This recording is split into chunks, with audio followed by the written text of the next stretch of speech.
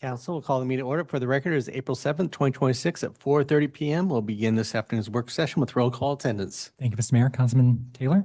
Here. Councilman Whitlock? Here. Councilwoman Little Roberts? Here. Councilman Overton? Here. Mayor Simison? Here. Next item up is adoption of the agenda. Mr. Mayor, Councilman Overton. move that we adopt the agenda as published. Motion is second to adopt the agenda. Is there any discussion? If not, all in favor signify by saying aye. Aye.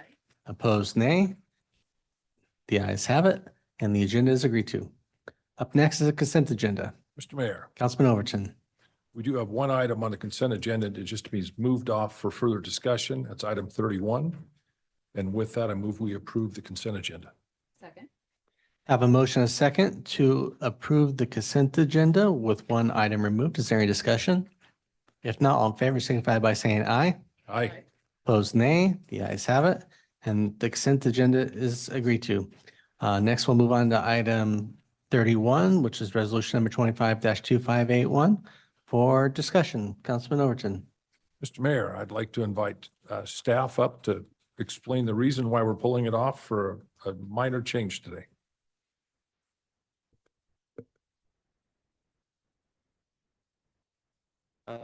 Mr. Mayor, Council, thank you for having me.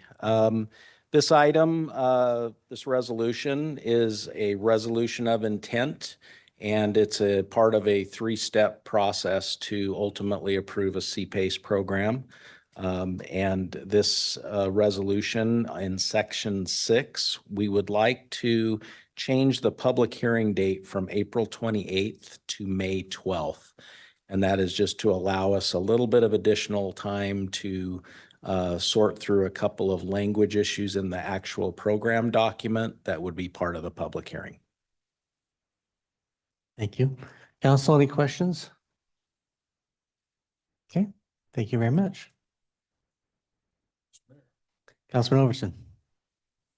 With that, I'd move that we approve item 31, resolution 25-2581, a resolution expressing the City of Meridian's intent to establish a commercial property access capital expenditure program and addressing actions related thereto and providing an effective date. That the only change to this for this evening was moving the date from April 28th, 2026 to May 12th, 2026. I have a motion and a second to approve resolution number 25-2581. Is there a discussion? If not, all in favor signify by saying aye. Aye. Opposed, nay. The ayes have it, and the resolution is agreed to. Okay, next we'll move on to department reports. Our first item up is item 32, Transportation Commission 2025 Annual Report. And Chairman Seat, I'll turn this time over to you. It looks like no staff was going to come forward, so you're in charge. I was in charge yesterday with the Transportation Commission meeting that ran a lot longer than I hope yours go tonight. Good afternoon, Mayor, Council. I'm Walter Steed, Chair of the Meridian Transportation Commission. From the city website, quote, "The Meridian Transportation Commission is a forum for transportation planning and project development that advocates for and promotes the advancement of a safe, efficient, and multimodal transportation network relating to roads, transit corridors, bike lanes, sidewalks, and pathways," unquote. The Transportation Commission was formed in February of 2013 with ordinance number 13152. The commission consists of 9 appointed commissioners and meets here in the council chambers on the first Monday of each month. Myself and Jared Smith served as chair and vice chair respectively from 2022 to 2024. In 2025, I was re-elected chair and Tom LeClaire was elected vice chair. Lily Miller and Advic Bansell were the youth representatives for the commission during the year. The Transportation Commission maintains working relationships with all of our ex officio partners, representatives from the Idaho Transportation Department District 3, Ada County Highway District, Compass, Valley Regional Transit, and the West Ada School District all attend our meetings on a very regular basis. Caleb Hood, Brian McClure, and Heather Hill provided commission with staff support during 2025. Deputy City Attorneys Tricia Murray and Allie Brashears provide legal guidance, and Sergeant Tara Smith and Corporal Trevor Wetzel from the Meridian Police Department provided updates and expertise related to traffic issues, safety, and to answer any of our questions that pertain to the MPD. City staff provided monthly updates to the Transportation Commission on ITD and ACHD transportation projects which are in design or construction.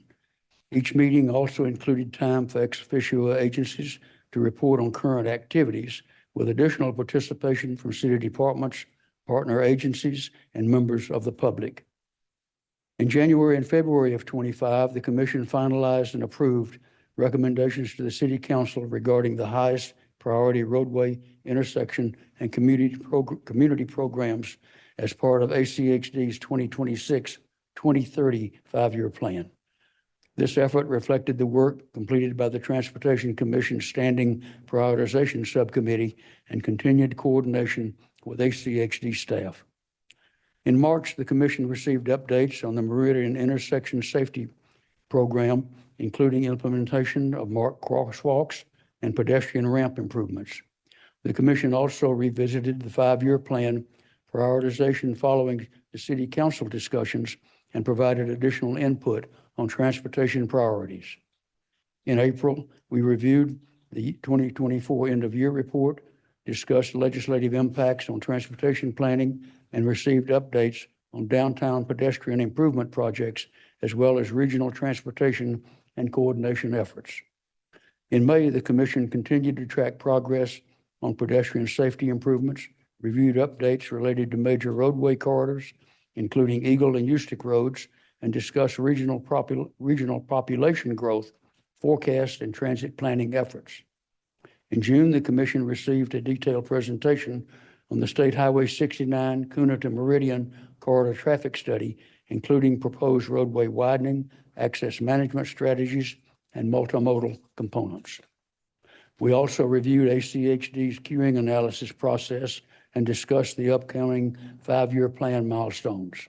The regularly scheduled meeting for July was canceled. In August, the Commission reviewed proposed amendments to the Unified Development Code related to drive-through standards and initiated a formal review of Transportation Commission bylaws. The Commission also discussed transit survey results and received updates on major regional projects, including State Highway 16 and Eagle Road safety improvements. In September, the commissioners and staff met for an informational presentation and demonstration at ACHD's new Traffic Operations Center on Franklin Road, east of Eagle. It houses their traffic operations teams, video wall for traffic signal council cameras, and construction materials lab. In October, the Commission adopted updated Transportation Commission bylaws, improving procedural clarity and governance consistency. Additional discussions focused on subdivision traffic concerns, feasibility studies for new roadway connections, and ongoing corridor planning efforts. In November, the Commission received confirmation that ACHD had formally adopted the updated 5-year plan, incorporating the city's top transportation priorities. The Commission also reviewed updates on traffic calming initiatives, downtown pedestrian improvements, and regional capital investment planning. In December, the Commission reviewed the East 3rd Street Extension's alignment, discussed staff transportation project tracking improvements, and received final ex officio updates for the year. We also welcomed a transition of the Meridian Police Department liaison role and discussed anticipated transportation topics for early 2026. A complete record of our minutes can be found in the link that's in your packet. We're very grateful for the opportunity to provide service to the citizens of Meridian, to the mayor and the city council regarding transportation systems in our community. And finally, I'd like to encourage you to give us the opportunity to work on any transportation related issues that you think pertinent. We enjoy our work. You can tell by the number of people that have been on that commission forever. I've only been on it 5 or 6 years, but others have been on it a lot longer. So we really appreciate work that you give us. We enjoy it. We may or may not find an answer or a suggestion that applies or one that you may even agree with, but we do enjoy the work. Thank you very much, Mayor. Thank you, Mr. Chairman. Council, any questions or comments? Mr. Mayor, Councilman Overton. not a question, but a comment. Chairman Steed, thank you again. I can't understate the fact that the Transportation Commission today is one of the most valuable ones we have in our city for the roles you take. anytime you look at a map of this county, we're ground zero when it comes to the challenges of transportation in the future. And it's incredibly valuable, the expertise you guys bring to the table and help us as guiding us through how we work through the 5-year plan strategies for moving forward as a city. So I can't thank you and the rest of your commission enough for the work you guys do. It's immensely important. Thank you, sir. Mr. Mayor. Councilwoman Little Roberts.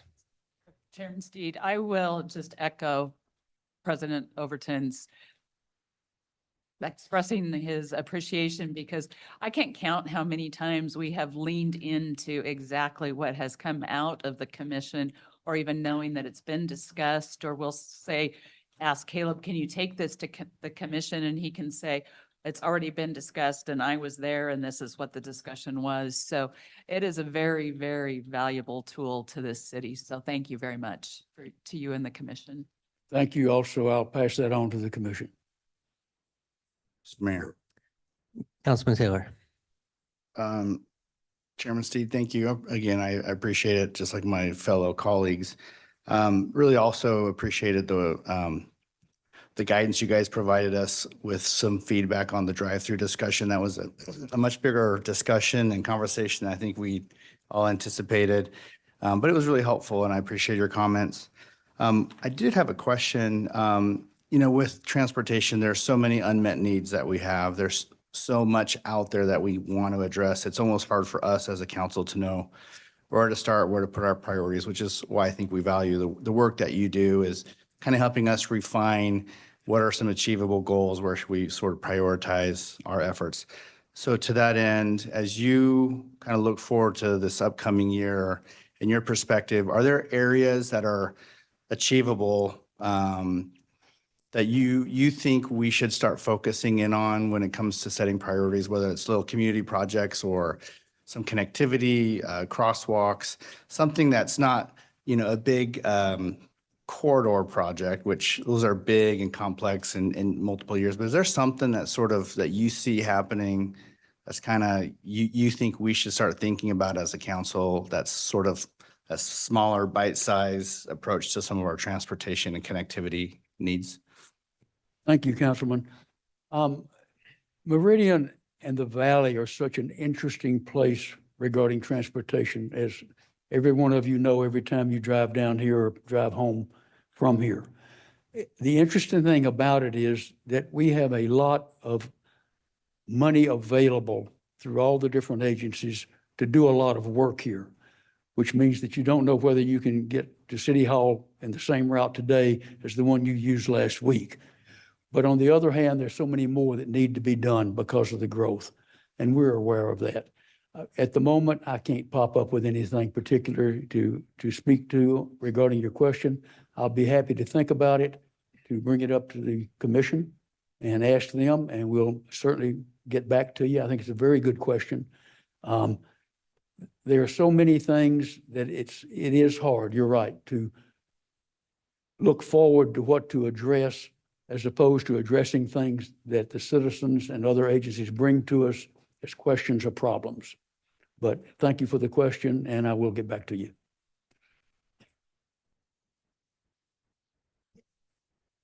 Mr. Mayor, Councilman Whitlock.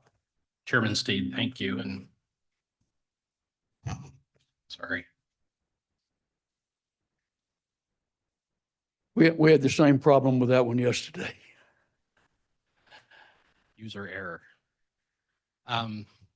Thank you. I guess my first comment would be to echo everything that's been said up here. And when you report back to the commission, tell them that you did an exceptional job encapsulating all the things that you did last year and bringing them forward to us. And like my colleague said, we utilized your input, your review, and the process that you went through is very valuable and helpful to us. I guess just to build on what Councilman Taylor talked about, future and priorities and things like that. We were reminded just as late as yesterday, we had another fatality in the city of Meridian at one of our intersections. And as you look at safety, as you look at just transportation in general, how do we focus on keeping our people safe, as well as making sure they can get from point A to point B in a timely manner? Thank you, Counselor. Um, As I've told you before, I came from Moscow down here. And in Moscow, the traffic in this valley is the devil itself. They pretty much hate ACHD because they blame them for the traffic. Having moved here, I'm sorry, but I've gone on the other side. I think they do a great job. It moves really well considering the volumes that we're dealing with. You just have to kind of plan your day a little bit around it. You don't get appointments for 8 in the morning or 5 in the afternoon. But it can be managed. Traffic safety is really important. One thing that I'm impressed with here is the fact that people, for the most part, in my experience, honor 20-mile-an-hour school zones. I've encountered one coming here this afternoon, and that's great.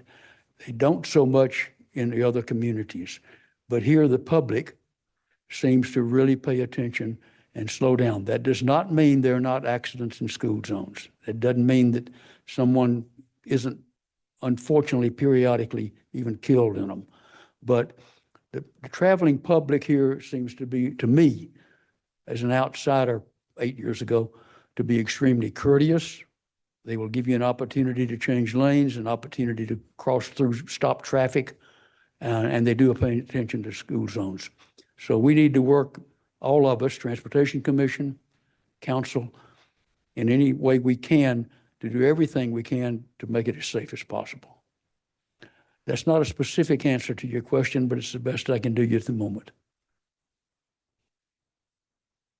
Mr. Mayor, Councilman Taylor. I have one more question, Commissioner. Have you, in your opinion, or if you've been privy to any information from ITD or others in sort of the planning and in the valley, once Highway 16 opens, do we have a sense how that might relieve traffic flow on our other north-south, primarily 10 Mile and Eagle Road?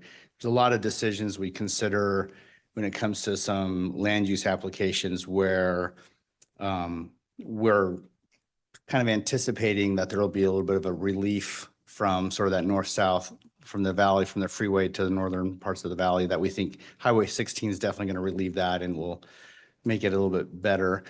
Have you had a chance to study that or be privy to any information? Like, what's your sense of what kind of impact you think that will have in terms of relieving congestion on those other arterials?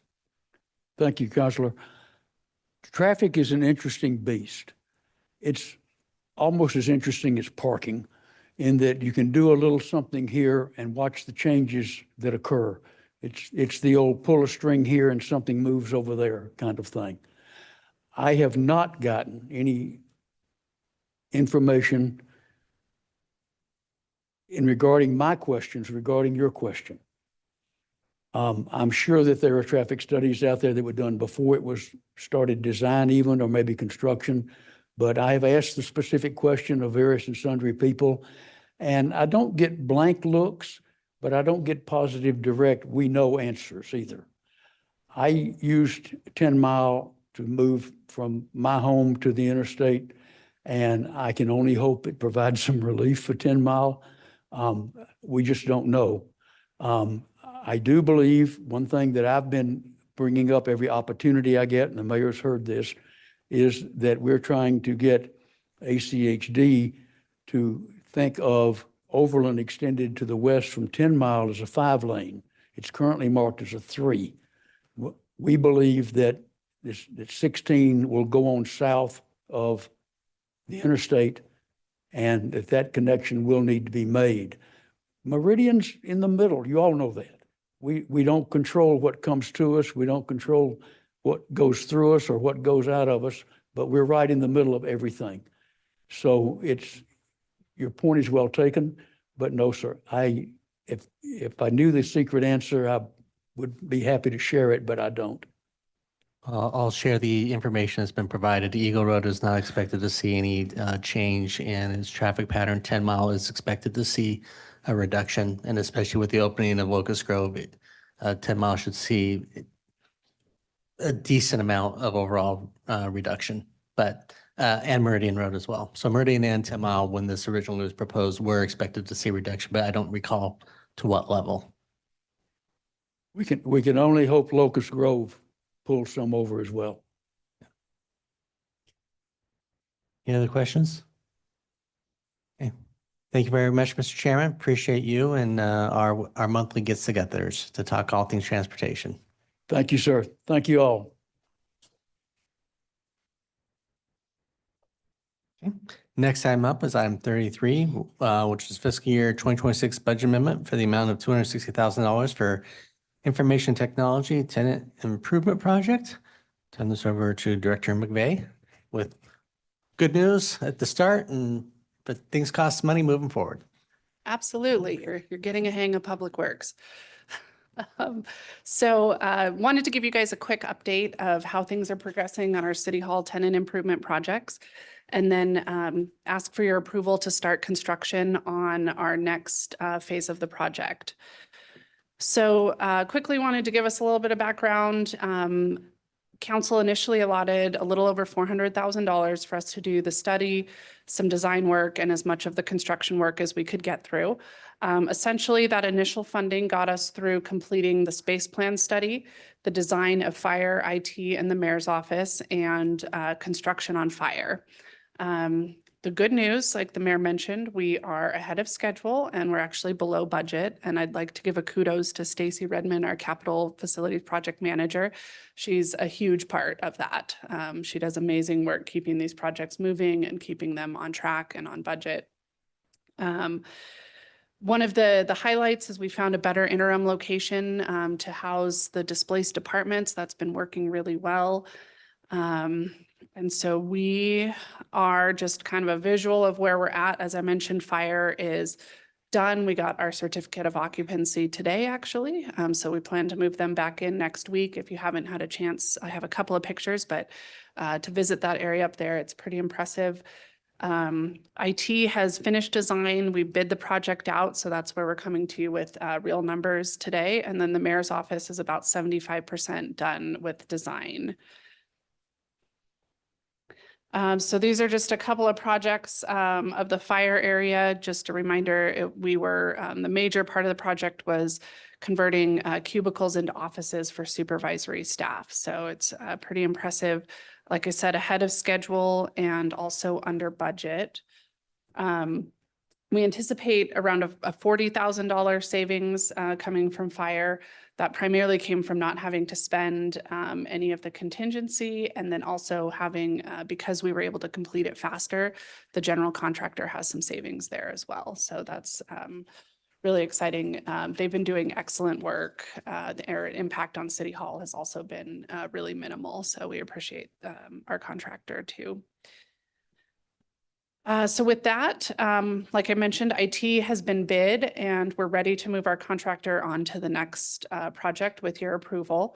So we're asking for a $260,000 budget amendment to fund the remainder of that project.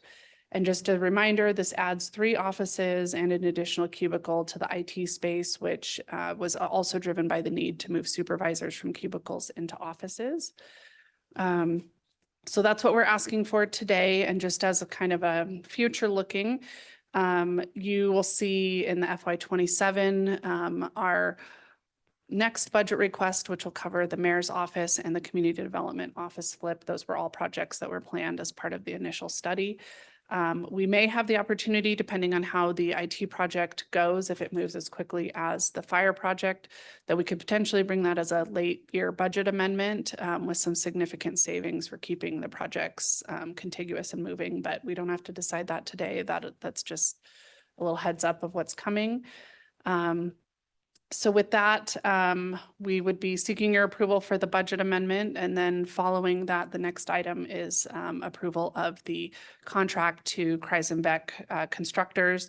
You may have a question, the difference in the budget amount versus Kreisenbeck's contract amount. And that difference is that there's some additional costs related to the project. So we fund contingency, some moving expenses, and some furniture expenses that don't go into Kreisenbeck's contract. So with that, stand for any questions. Thank you, Lorelei. And I'll just add a couple of comments kind of related to this. Part of moving this quickly is to keep everybody engaged, which, helps in the cost structure all the way through. And as mentioned, the other stuff will become a part of the budget. And I think after that very first budget meeting, we'll make it, if council wants to leave it in, we may just ask for a budget amendment at that exact time. So we have the money. Just, because once we hit July, we can't bring it in. And if they get done in September, we want to be able to continue to get the advantages of what we're seeing with this crew. I have not noticed one impact from this crew from the work they've done. Not heard one hammer, one issue. So however they're getting the work done in the time that they're doing it, it's amazing through that. And so I just want to point that out, that these guys have been amazing. Your team's been amazing. I don't know how they're doing it. And the fact that we're able to do this with minimal impacts to even staff, it's quite impressive. So with that, council, any questions for Lorelei? Mr. Mayor, Councilman Taylor. you kind of partially answered the question, but, and you might just need to remind me, maybe we discussed it in our budget discussions last year. Remind me why we didn't fund this in our regular budget process. Was it just because of the way timing was working out? We weren't sure how quickly we'd move with fire. I mean, I think I'm remembering some of the discussions, but if you could just kind of capture that for me while we're doing it through a budget amendment, and instead of why it was in our budget last year. Yep, great question. So there was a lot more uncertainty at that point, and so we weren't sure exactly the amount to ask for. And so it was kind of decided, let's see how far we can get through. Let's see how much money that initial allotment gets us. But the whole plan was we would come back in FY '26 with the IT costs when we knew them. Council, any other questions? Councilman Whitlock. No other questions. I would move that we approve agenda item number 33, fiscal year 2026 budget amendment in the amount of $260,000 for information technology tenant improvement project. Second. Have a motion, a second, to approve item 33. Is there discussion on the motion? If not, clerk call the roll. Thank you, Mr. Mayor. Taylor, Aye. Whitlock, Aye. Little Roberts, Aye. Overton. Aye. All ayes, motion carries, and item is agreed to. Okay, next item up is item 34, which is a guaranteed maximum price amendment to the Kreisenbeck LLC for City Hall IT tenant improvement project for not to exceed the amount of $230,662. There's no presentation on this item, so just need a motion to accept this. Mr. Mayor, Councilman Whitlock. I move that we accept agenda item number 34, which is a guaranteed maximum price amendment to the Kreisenbeck LLC contract for City Hall IT tenant improvement project for the not to exceed amount of $230,662. Second. Have a motion, a second, to approve item 34. Is there any discussion? If not, all in favor signify by saying aye. Aye. Opposed, nay. The ayes have it, and the item is agreed to. Okay, council, we are at the end of our agenda. Do I have a motion to adjourn? Mr. Mayor, Councilman Overton. move that we adjourn the workshop. Second. Motion second to adjourn. All in favor signify by saying aye. Aye. Opposed, nay. The ayes have it. We are adjourned.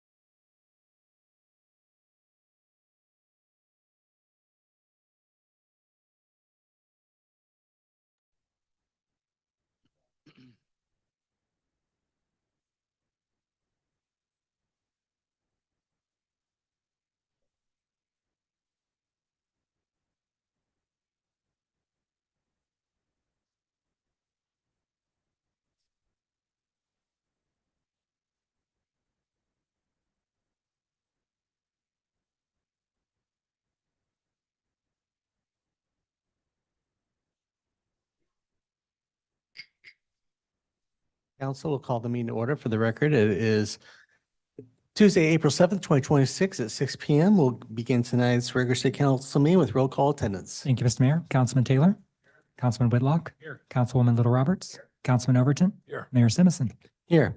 Next time is the Pledge of Allegiance. If you'd all please rise and join us in the pledge. Pledge allegiance to the flag of the United States and to the republic which stands one nation under God, indivisible, with liberty.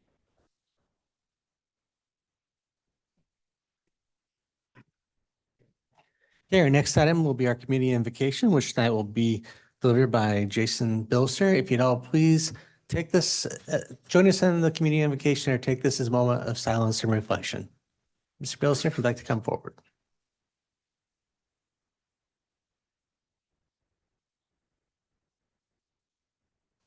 Thank you so much, Mayor and City Council members, ladies and gentlemen. Please join me in prayer. Mighty God, Heavenly Father, we just thank you for this evening, God, and I thank you for your servants, our mayor, our city manager, our city staff, our city council members, and the Meridian community. And Lord, we ask you for your guidance, wisdom, keen discernment, and support as we begin this meeting. Lord, we just, we give this meeting and time to you, mighty God, and I pray that you will guide all discussion that brings meaningful and discussion and stronger bonds for our community. Help us, Lord, to trust you more with an impartation of your godly wisdom and discernment. I pray that they will be able to solve our city's problems and make good policies. And Lord, please bring a new level of peace and clarity to everyone involved in this meeting. Grant them excellence in their governments, and may your will be done. In Jesus Christ's mighty name, amen. Amen. Thank you. Thank you, Jason, for all you do and all the team down at the Voice Rescue Mission for our community. All right, with that, we will move on to adoption of the agenda. Mr. Mayor, Councilman Overton. there are no changes to tonight's agenda. I move that we adopt the agenda as published. Second? Have a motion and a second to adopt the agenda as published. Is there any discussion? If not, all in favor signify by saying aye. Aye. Opposed, nay. The ayes have it, and the agenda is agreed to. So our first two items up will be proclamations, which we will do down at the podium. And the first one will be the week of the young child. So if I could ask Lori to join me, any member of the team that's with you that you'd like to at the podium?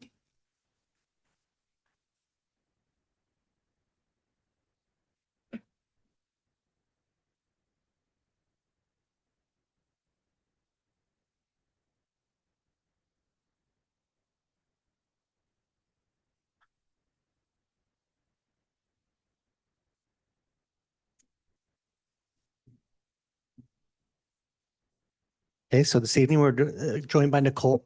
So we will go ahead and read the proclamation and turn this over for you. Any comments you'd like to make? Okay.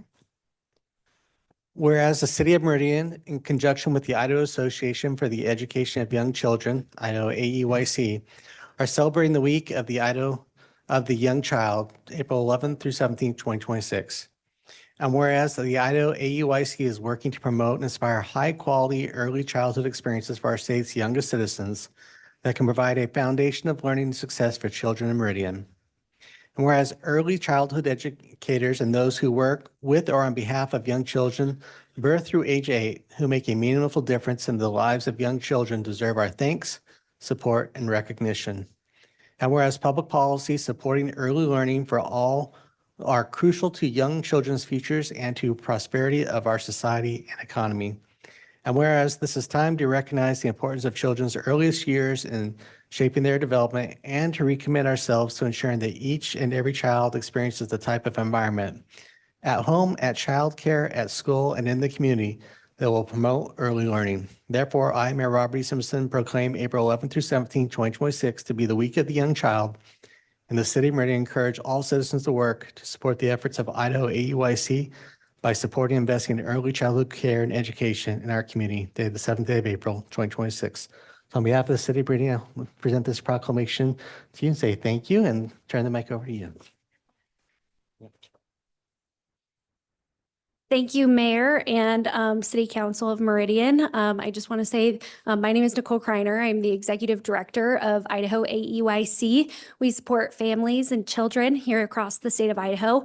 Meridian is one of 50 cities, and including the state of Idaho, who is proclaiming next week as the Week of the Young Child. We appreciate the city's focus on young children, the focus on early learning and making an impact on the future of Idaho. So thank you. Thank you. Dr. Bub, I know this is not in your, do you have any comments you'd like to add to this? We are blessed to have the superintendent with us this evening, and I think he could very much appreciate what you all are trying to do. So thank you and congratulations. We'll take a picture if we can.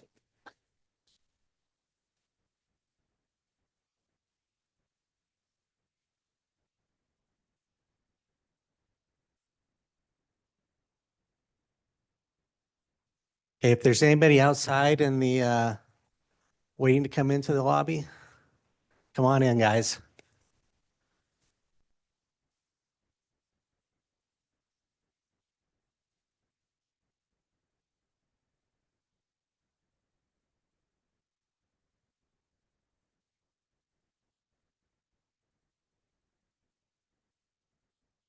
There's a few of you, right?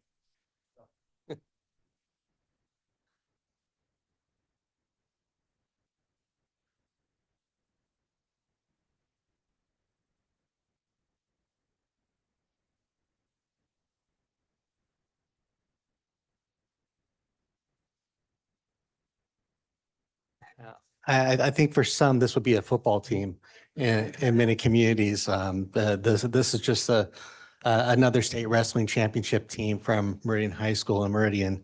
And so it's my honor to welcome you here back to City Hall. Just by raise of hands, how many people have done this before?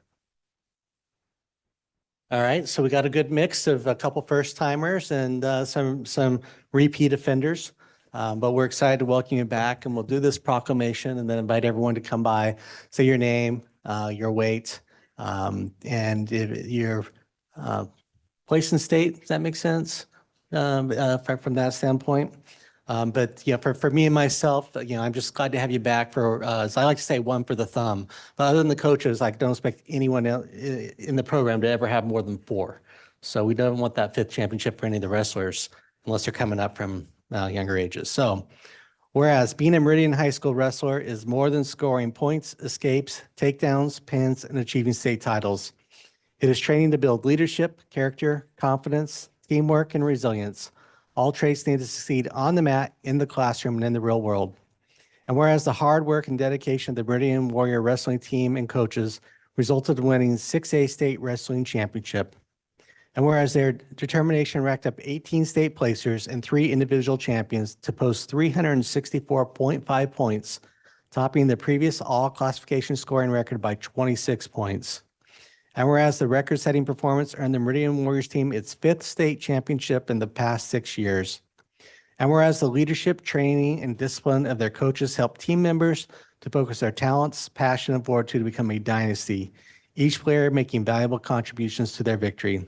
Therefore, I, Mayor Robert E. Simpson, hereby proclaim April 7th, 2026 as Meridian High School Wrestling State Champions Day in the city of Meridian. Call upon the community to join me in congratulating the Meridian High Warriors on their remarkable athletic achievement and for representing Meridian so proudly in the state tournament, the 7th day of April, 2026. So on behalf of the city of Meridian, we want to say congratulations on your accomplishment.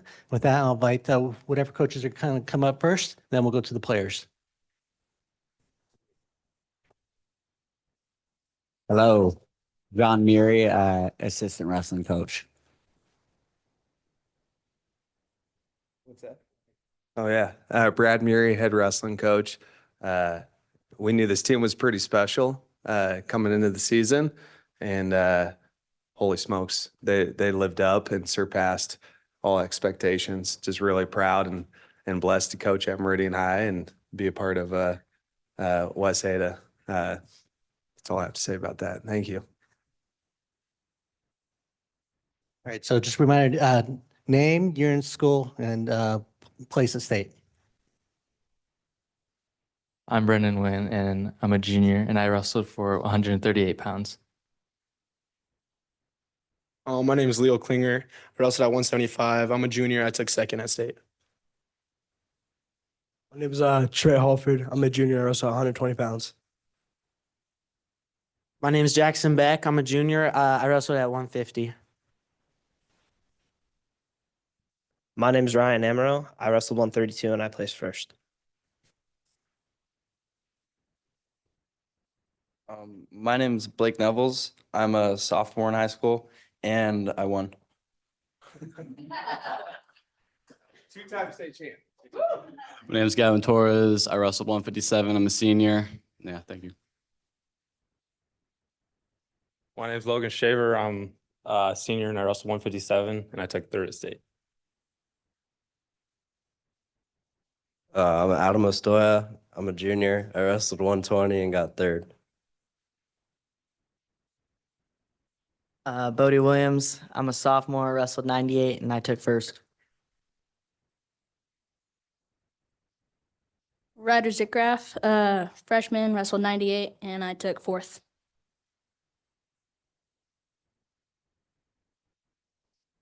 Riker Beeson. I took fifth and I'm a freshman.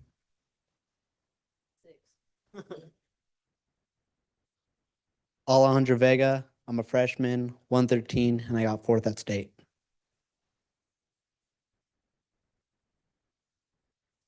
I'm Cruz Ramirez. I weighed 138. I took fifth at state. I'm a sophomore. I'm Darius Case. I'm a junior. I wrestled 144 and I took fifth.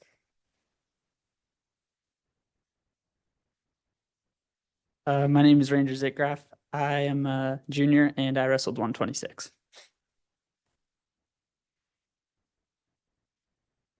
My name is Drake Miller. I wrestled 144 pounds and I got fourth.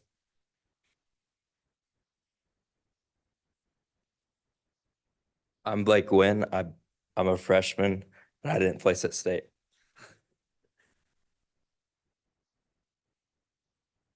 I'm Mason Emerson. I'm a freshman. I wrestled 106 and I took third at state.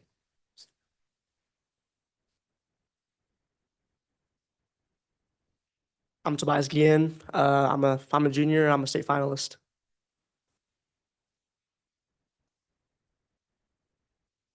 My name is Justice Briggs. I wrestled 126. I'm a senior and I'm a state finalist.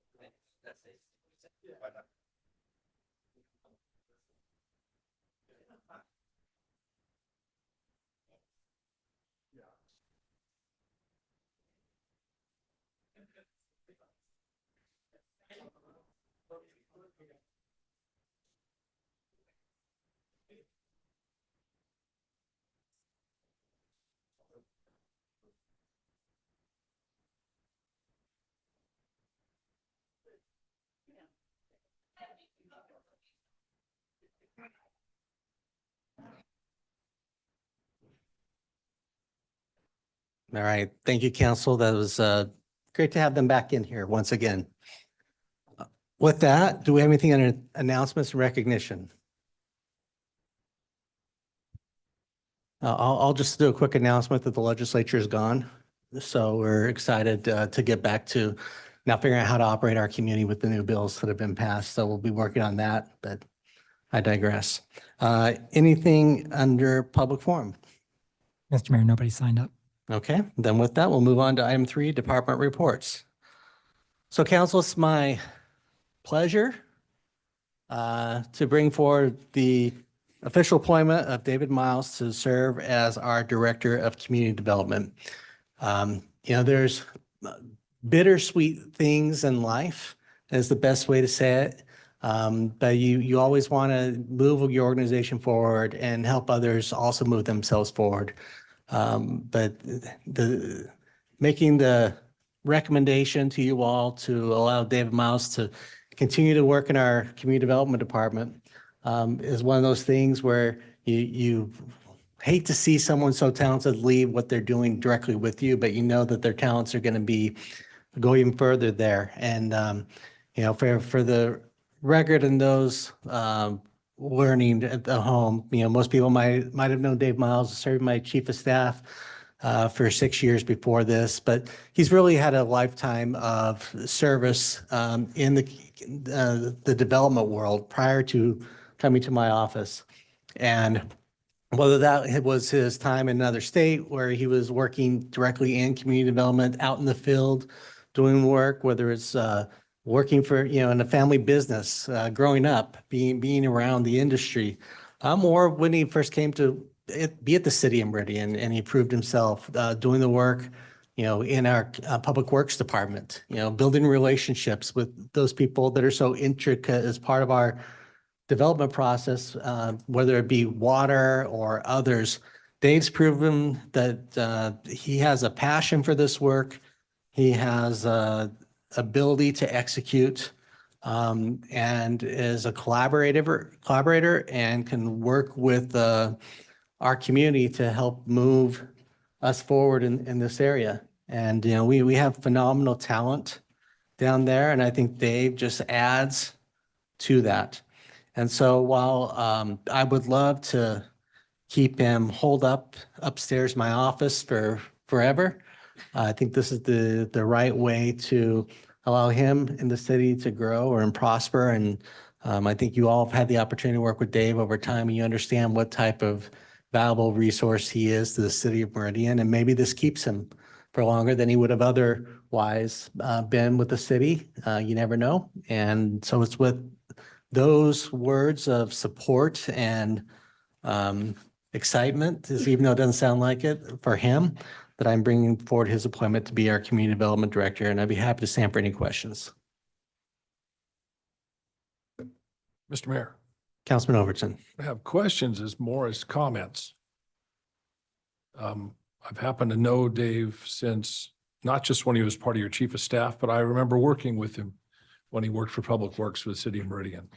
And I was always impressed by his ethic, his knowledge, just the way he came to the job every day. And when we first started talking about Dave as being the next director of community development, it felt right.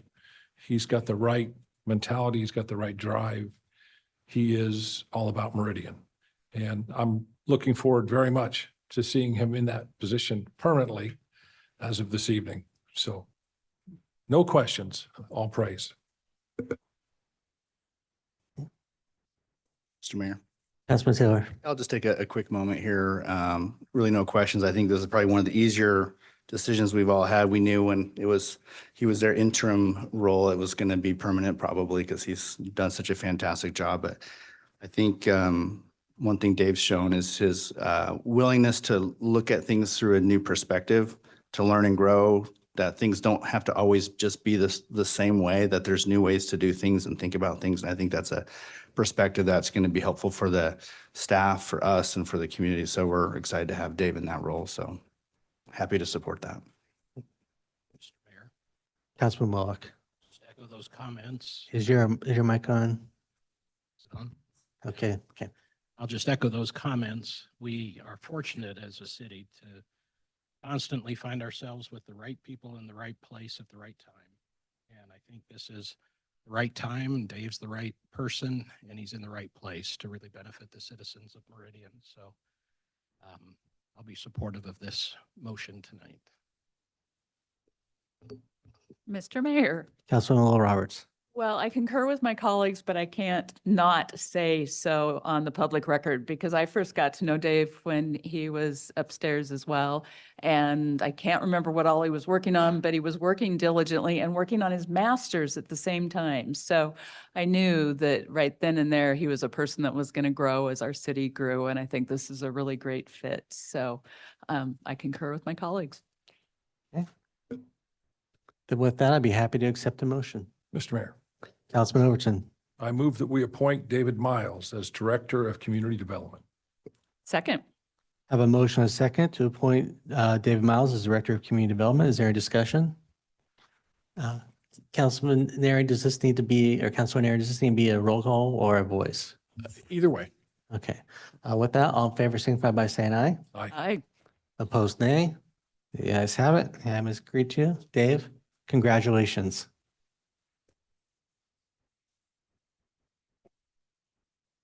And I apologize. I thought I turned that around, but I looked at it and I must have, I was just going to say, I'm really just here to turn the device around. So yeah. just a quick thank you to FaZe. Thank you to you, Mayor and Council, for the trust. I look forward to working with you, and thank you to the staff for engaging and accepting me in over the last 3 months or so. I look forward to working with you all in the community and the stakeholders, and looking forward to it. So thank you. Thanks, Dave.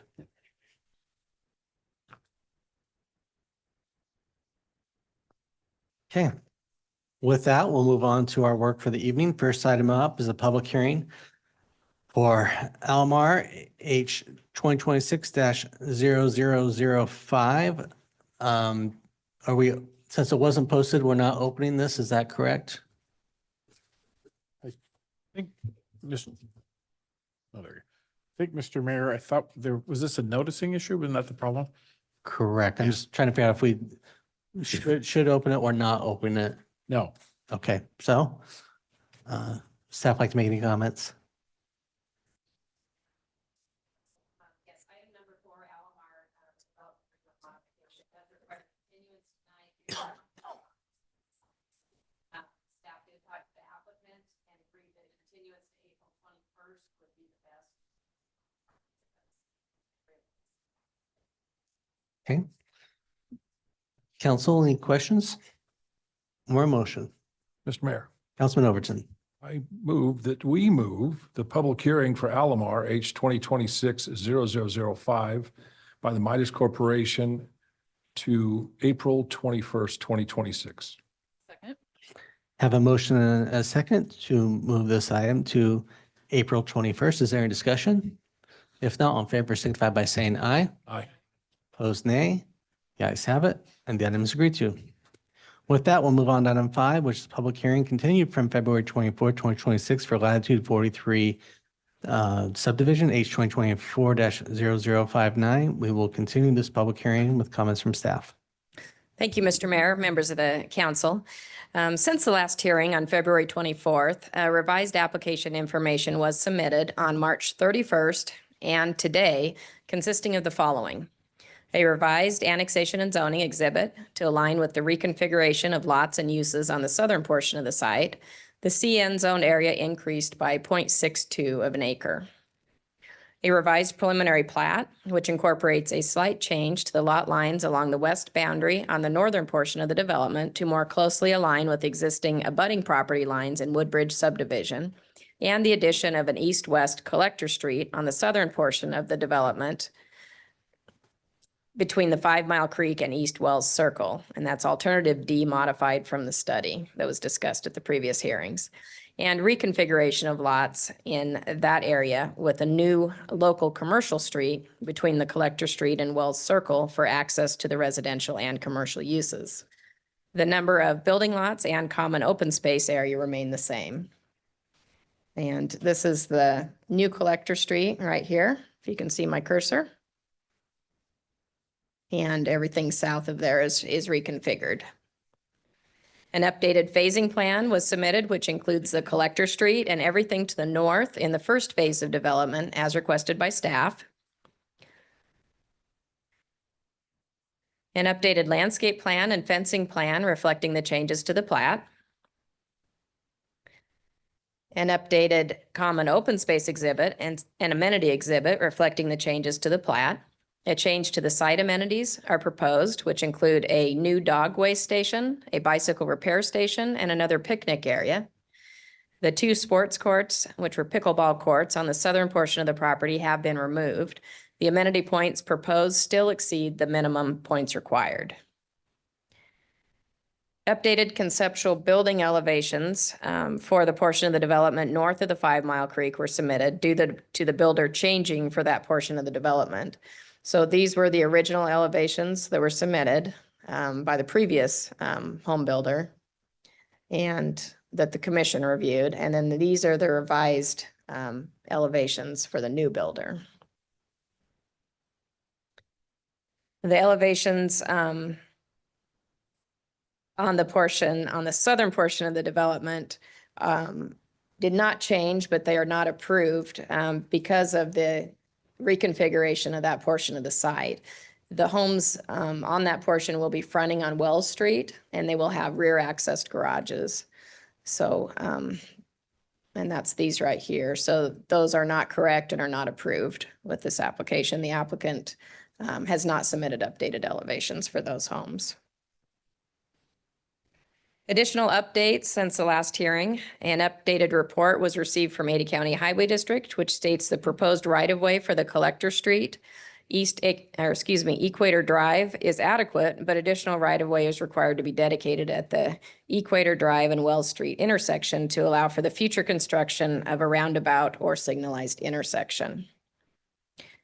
The applicant met with the neighbors in Woodbridge subdivision as requested by council to discuss concerns and answer questions that were brought up at the last hearing pertaining to home prices, home heights, and fences, trees, drainage area along the shared property line and setbacks. The city received a letter from ITD stating that after further review of the project, they will no longer require a traffic impact analysis for this development. The reason is, in this particular location, there are constraints that make off-site mitigations disproportionately challenging. Additionally, ITD does not have any planned projects in this area where they could assess a proportionate share contribution. The City Council sent a letter to ACHD requesting that they consider closing Magic View Drive near the intersection of South Woodhaven Avenue and East Magic View Drive with an emergency access gate or other appropriate traffic control measures to restrict through traffic, at least until a new collector roadway further to the south is realized. A response was received stating that the proposal will violate Idaho Code 40-2319. Therefore, ACHD is prohibited from authorizing the installation of any bollards in this circumstance. If City Council decides to take action on this application at tonight's hearing, staff is recommending changes to the commission recommendation in the staff report just to update the conditions. Mr. Mayor, would you like me to go through all of those conditions, or would you just simply Council, like would you them? like those at this time? Yep. Happy to do that. First one is include a new condition requiring the construction of South Longitude Avenue to comply with ACHD standards for commercial local streets. Include a new condition requiring additional right-of-way to be dedicated at the intersection of Equator Drive and Wells Street to accommodate a future roundabout or signalized intersection as determined by ACHD. Delete condition A2 6 pertaining to the removal of the sidewalk along the west side of Longitude Drive as it's no longer applicable with the revised plat. Revise condition A22 to update the lot and block number to match that on the revised plat. It should be lot 1, block 6. Update condition A13 as follows. The pathway through the common area in the residential portion of the mixed-use neighborhood designated portion of the site shall extend into the non-residential portion of the site and provide a pedestrian connection to, and this is the added text, each of the main building entrances to promote pedestrian mobility within the mixed-use development in accord with the comprehensive plan. Delete condition A33 as sports courts are no longer proposed. And update condition A35 as follows. Depict landscaping within a minimum 10-foot wide street buffers adjacent to local streets on, this is just a change to the lot and block number. It should be Lot 1, Block 6. And then add the text and 20-foot wide street buffers adjacent to the collector street in accord with the standards listed in UDC 11-3B7C. Written testimony has been received since the last hearing on February 24th from the following people, and those letters are included in the project file under public testimony. From Jan McIntyre Ballard, Clayton and Whitney Fike, Catherine Carson, Aaron Russell, Valerie Steffen, Cassandra Peck, Raymond Spencer, and Celeste Fox. One other letter was received, and it was from Michelle Susi, I believe her name was, and it just came in just a few minutes ago. Staff will stand for any questions. Thank you. Council, any questions for staff? Okay, will the applicant like to come forward? Good evening, Mr. Mayor, members of council. Ben Semple with Rodney Evans and Partners, 1450 West Bannock Street, Boise 83702. It's good to see everybody again tonight. Happy to be here to kind of talk through what we've really worked on over the last couple of months to get to this point, month and a half, I guess. So do have a presentation here. So I'll go back to the beginning here. Just to reiterate where we stand here, I think everybody's well aware of where the project site is. These are kind of the summary of the outstanding items that were identified during the previous city council hearings. Sonia did a great job of encapsulating those. I don't feel like I need to go through all of this. Primarily, we just wanted to talk about how we have adjusted phase 2 to accommodate the future right-of-way, or actually accommodate and build a portion of the future collector roadway east-west. And we understand that we will be making some slight modifications to preserve that right-of-way for the intersection at Equator and Wells Street for either a future roundabout or signalized intersection, whichever one ACHD directs to occur there. So we're in agreement with all of those. We definitely want to be a part of the solution for getting touch marked Eagle Road really established here and feel like we've set the table for that to occur. Looking at our phasing plan, as Sonia mentioned, we did move our phase line so that the east-west collector roadway is constructed during the first phase of the subdivision. That did necessitate some changes to the southern portion, or phase 2. I'll touch on that in a second. This is the preliminary plat. I just wanted to highlight primarily the lot line, and I didn't have the previous one side by side here, but the lot lines adjacent to the Woodbridge subdivision lots here, they were offset anywhere from 3 to 7 feet or so in the last iteration. And in this one, you can see here, we've gotten much closer to that alignment.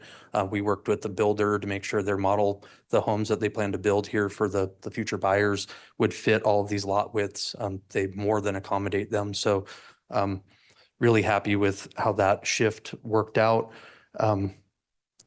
Phase 2, the southern half here, primarily what I wanted to point out is that we did reduce the number of residential lots here. Previously, we had 79 residential lots. There's 59 north in phase 1 and 20 in phase 2. With the change and not being able to front on a collector with residential lots, we actually reduced the southern phase 2 to 10 lots versus 20. It actually brings it more in line with the percentages looked for in that mixed use neighborhood area with residential versus commercial. So feel like this is a great mix of uses here. It also retains more of that 5 Mile Creek kind of interface, and that collector roadway, because it does come with a 10-foot multi-use pathway. We now have a better pathway along the southern side of the 5 Mile Creek. So both north and south have a multi-use pathway along the creek. One of the other amenities that wasn't mentioned, there's some signage along different canals here in Meridian that talk about kind of the history of irrigation and what those canals facilitated.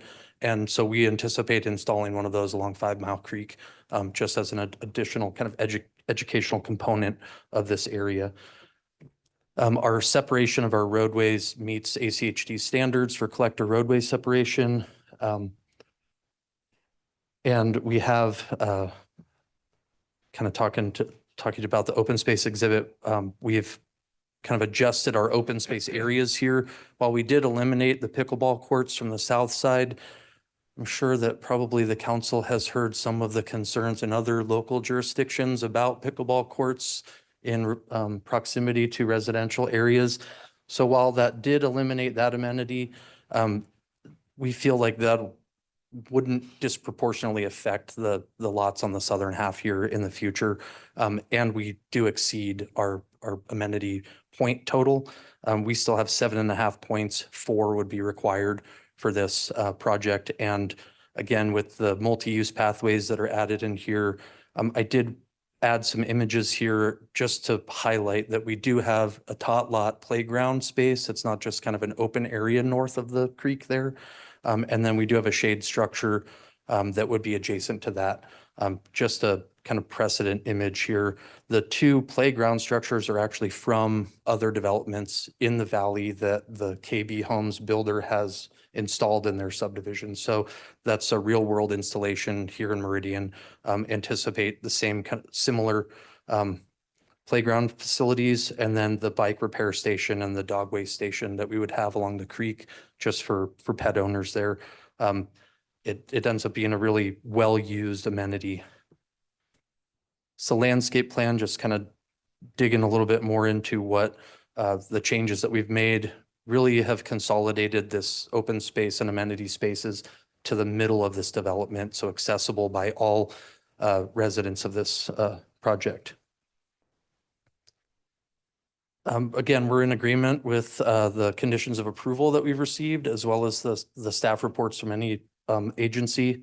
The development agreement per condition 1, we'll prepare that and submit it to the city of Meridian prior to the final plat application. Those final plat revisions that were in condition 2 would be incorporated, landscape plan revised, and then conditions 4 through 13 we would agree with. Whoops. I think I had one other slide here. Maybe not.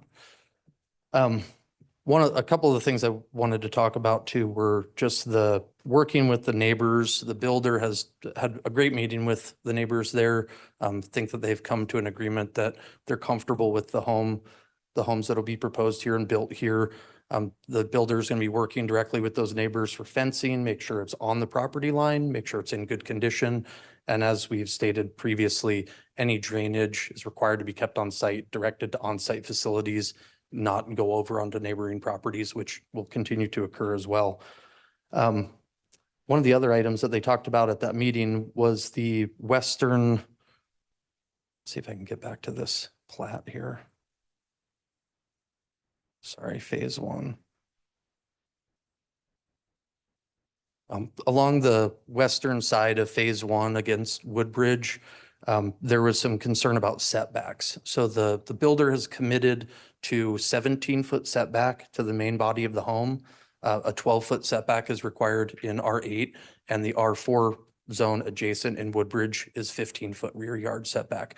So the homes will be at 17 feet. They would like to retain the option of putting a covered patio or covered porch space in the backyard up to that 12-foot setback, but enclosed living space would be held back to 17 feet. We feel like that does or gives those neighbors a little bit more privacy, especially because it allows for some more landscaping in that area. Talking with the HOA president, we're really looking at the trees on this site, making sure that things aren't being removed when they shouldn't be removed, and that there will be an arborist report prepared for anything that does get removed.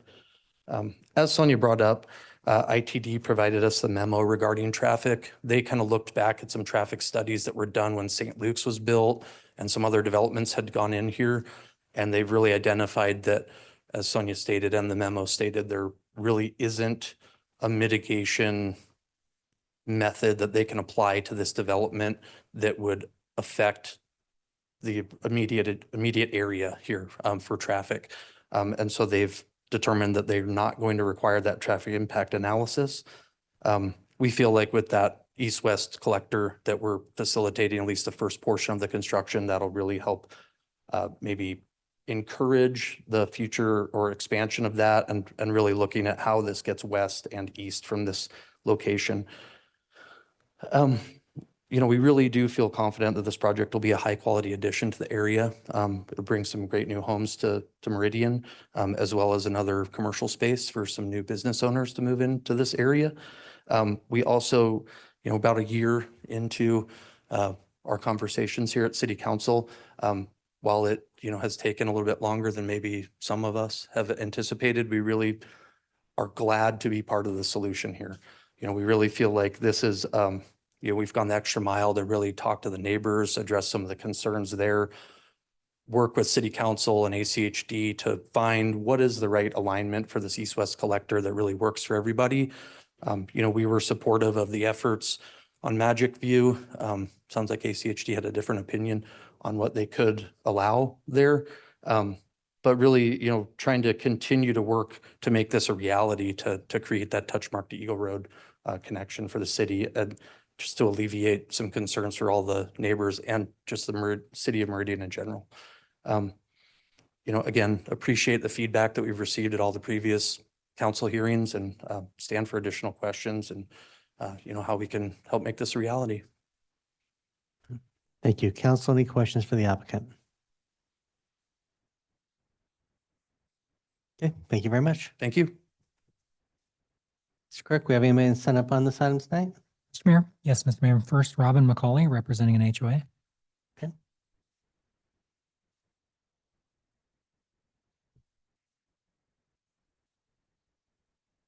Good evening. Robin, you'll be recognized for 10 minutes.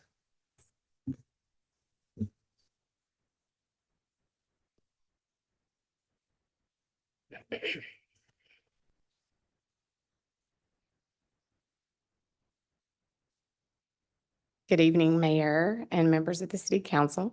My name is Robin McCulley. I live at 728 South Woodhaven Avenue. I'm here tonight as a representative of the Woodbridge Homeowners Association. And first, I would like to clarify that, for the record, I am not the president of the HOA. I am a member. Thank you for the opportunity to speak regarding this proposed annexation and the development of Latitude 43. Let me begin by saying that Woodbridge is not opposed to growth. We understand that Meridian is a thriving city, and with that growth comes change. As you yourselves have stated, Woodbridge is not about saying no to future projects, but about being fair to its residents. We agree with that sentiment. However, what is currently being proposed is not fair to our residents, and I would like to explain to you why. First, I want to address the issue of planning transparency and consistency. Initially, this project was presented as a single cohesive development. Now it has been divided into two separate phases. We are calling phase 1 and phase 2. This change is not minor.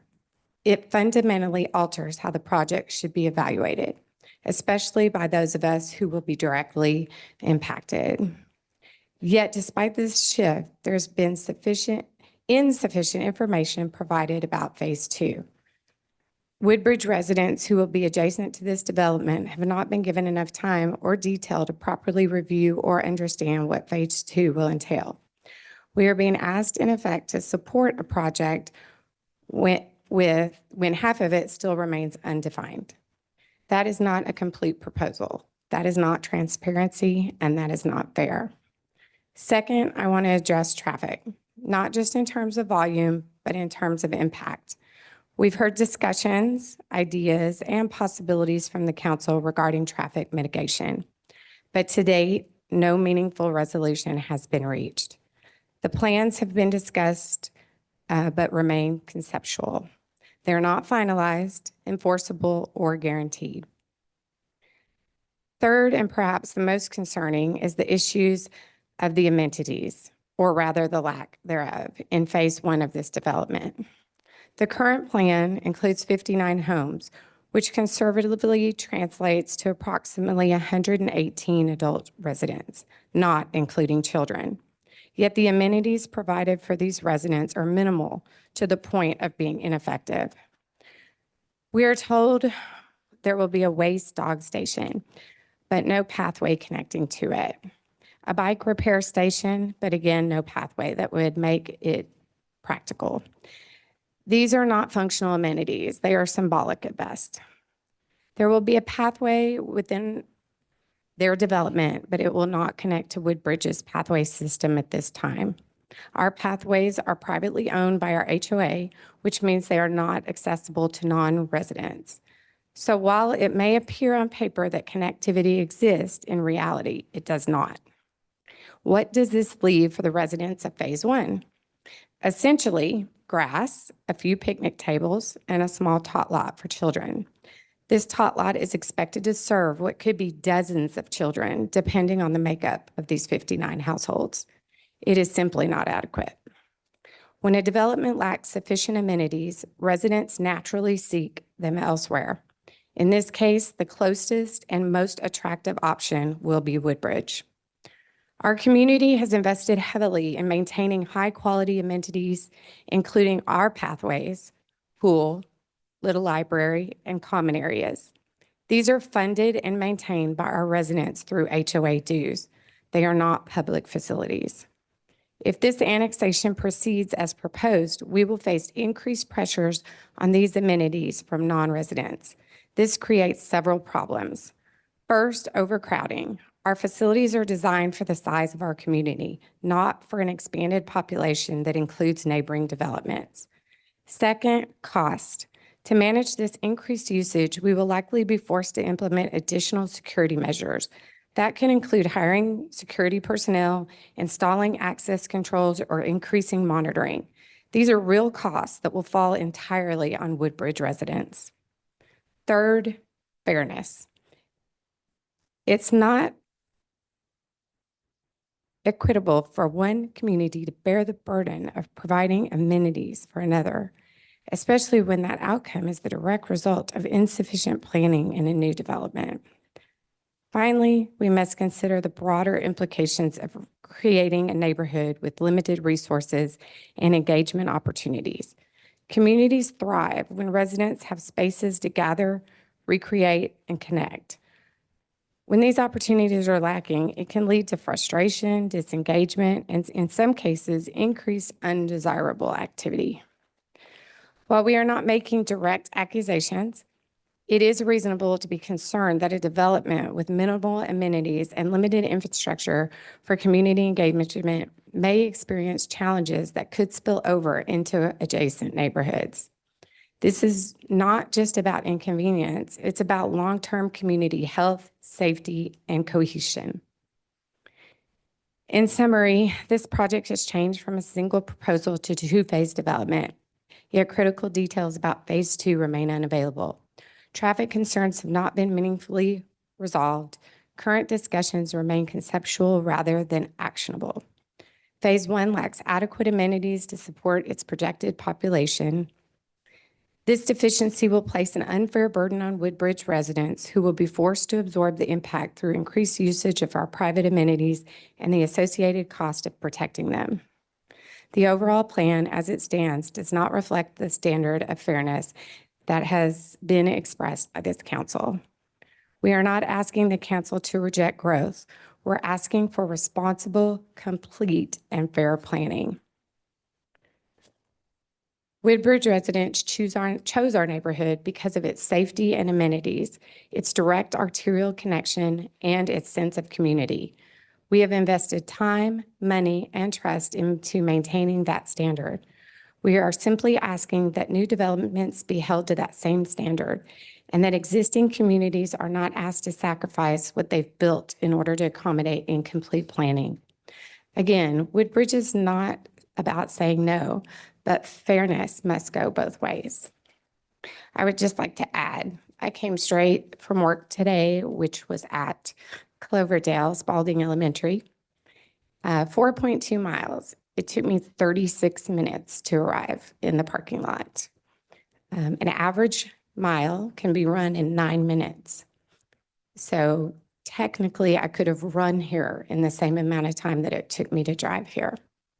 That is something that I ask you to think about before we increase any more homes in our area and add to our traffic problems that we have currently. Thank you for your time and your consideration. Okay, thank you, Robin. Thank you. Council, any questions? Mr. Mayor. Councilman Taylor. Just a quick question, Robin, and thank you for coming. So one thing I think is really important, we as council and the city prioritize, you also prioritize transparency, fairness. I totally agree with you on that. I think in some respects, as a city, we've kind of imposed changes on the application over time.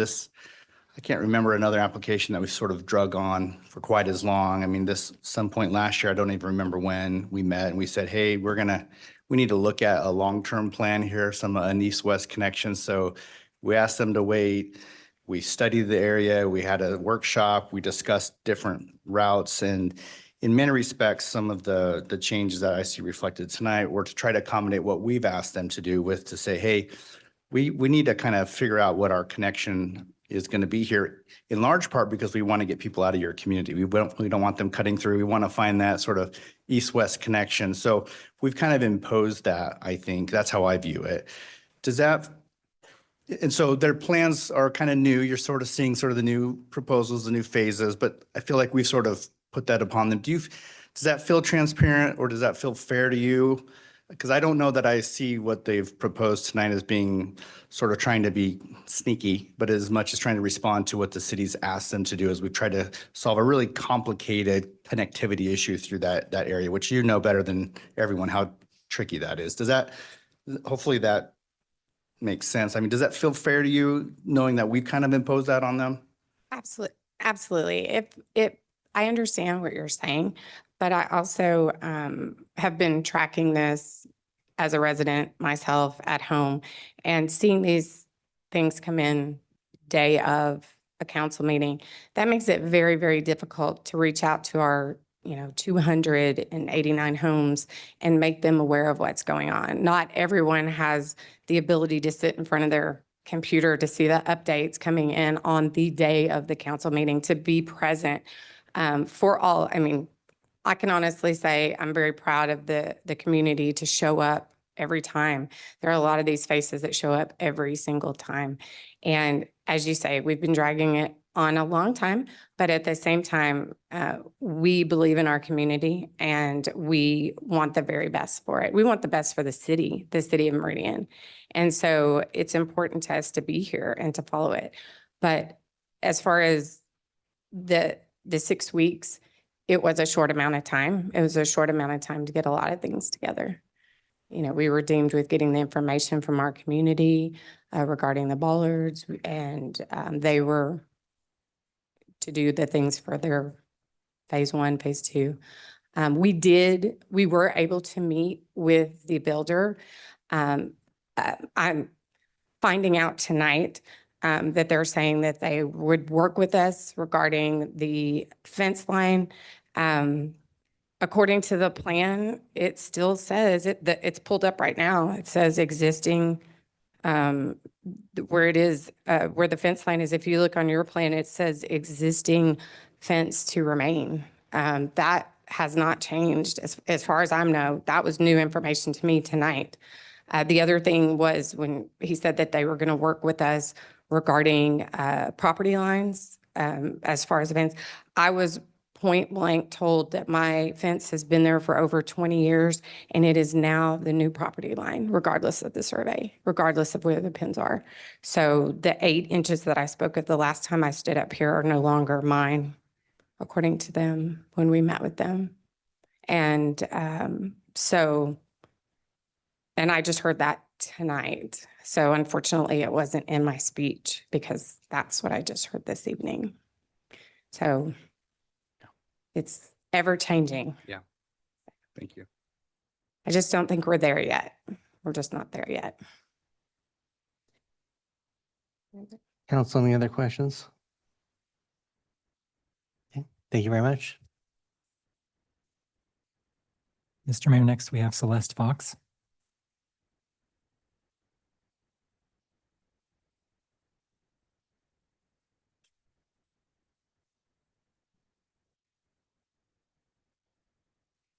Good evening. State your name and address for the record, and you'll be recognized for 3 minutes. Celeste Fox, 582 South Woodhaven Avenue, Meridian, Idaho. Council and Mayor Simonson, I believe I've attended every PNZ meeting and every council meeting for the last 20 plus years about that piece of dirt that's right next to me to the east. I really do think so. I've written a lot of letters to you. I've worked hard on trying to ensure that Woodbridge remains the beautiful community that I really love. On February, I wrote to you asking you to deny this project because we really worked very long and well with Pacific style homes. That's what we thought we were going to get. But subsequent to February, we've had a chance to meet with KB Homes. We had a neighborhood meeting. Then we had a really good time to talk to them at their studio, look at their finishes, talk to them more about setbacks. They provided an elevation showing setbacks of their very largest homes. And their very largest home, their setback to us was 17 feet. And I asked them, would you put that in the development agreement? I mean, February, I asked for 20. You can't always get what you want. 17, I'll fight for every foot. So if it's in the development agreement for 17 feet, I definitely appreciate that. So I'm here tonight because I'm in support of this development. And let me tell you why, some of the reasons. I talked to a KB owner and she loves her home. She's not too happy about the elevations on the outside, the way they look. Neither am I. I think they could do more to enhance the look of them, to look more unique, kind of like Woodbridge looks like. But the inside of the home, she said, the quantity and quality of the finishes were so good. She just loves her home. She was able to customize it in a way that just really makes her happy in her home. And that's what KB told us. The other thing is that that's an R8. We could get an R15. You know, I'd really, oops. Anyway, that's one of the reasons that I think, you know, their lots face up to ours now. They blend with our lot lines. I'm happy about that. I just think also I understand from Mayor, development drives the road. We need a road now. We needed it yesterday, and I don't want to impede that. That's why I'm supporting this. Thank you. Thank you. Council, any questions? Okay, thank you. And Mr. Mayor, that was everyone who marked that they wanted to speak. Is there anybody else who didn't sign up that would like to come forward and provide testimony? Go ahead and come on up. And if you're online, please use the raise your hand feature so we can also invite you to testify if you'd like. Say your name and address for the record. My name is Marilyn Nelson. I live at 732 South Truss in Woodbridge. And I have lived in Woodbridge since July 2002. And before Overland Road was even an overpass. In the past probably 15 years, we've seen big growth in our area, which eventually we knew we would. We have had umpteen developers want to develop the land back there. One was wanting low-income apartments, which didn't match our subdivision. Then there was others who were going to put over 100 homes back there. And as the traffic has increased, it's absolutely crazy. There's almost a wreck at the Woodbridge Drive, Thornwood, and Bowstring almost every day because people absolutely run the stop sign. We tried to pull out of our pod the other day and somebody went by at 37 miles an hour. We have a speed sign off of Locust Grove. This development does really not match our subdivision. I believe that our home values will go down with this development. From what I understand, the owners have to put their yards in. Security is a big deal at our pool and trespassing. In fact, I just called our wonderful police department a couple days ago because people pulled into our parking lot at our pool, which was private, and opened the door and just let their dogs run loose. And so I called the police because they were trespassing. There are signs up. This development, I think, has zero amenities, and we have a big security problem at our pool that our residents pay for. And I think we will have a bigger one when this development, if this development is approved. Thanks. Thank you. Council, any questions? Thank you very much. Clerk, want to go online? Yes, there's somebody named Kay Rice. You should be able to unmute yourself. Hello, this is Karen Rice. I am a member of the Woodbridge subdivision.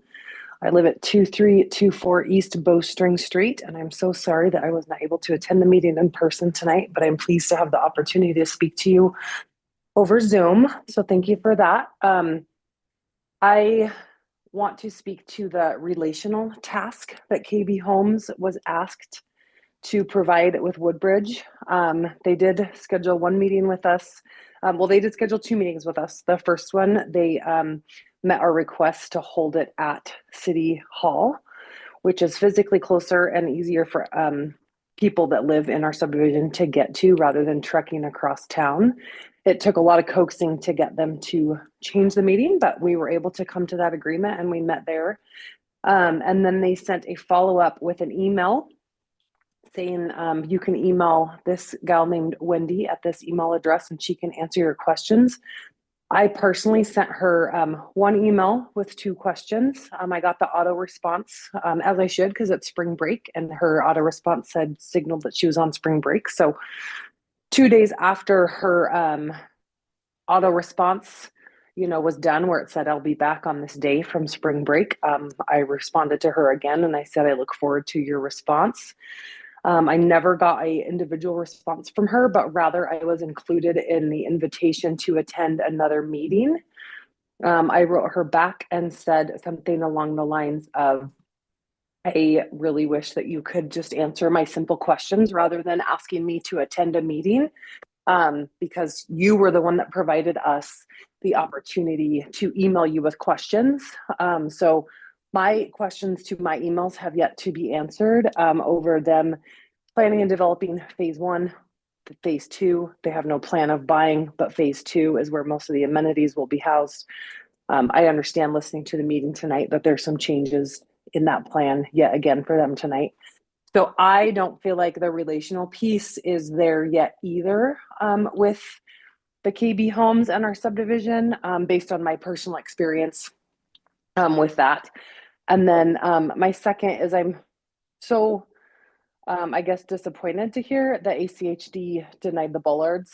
I would like to hear if there's any other actionable items to address our traffic concerns at this time. If you guys are able to request police to sit and monitor, it's just so bad, and we will have a death of a child on our hands. And I understand the development of latitude 43 would allow for road development to begin, which is the best part of this situation.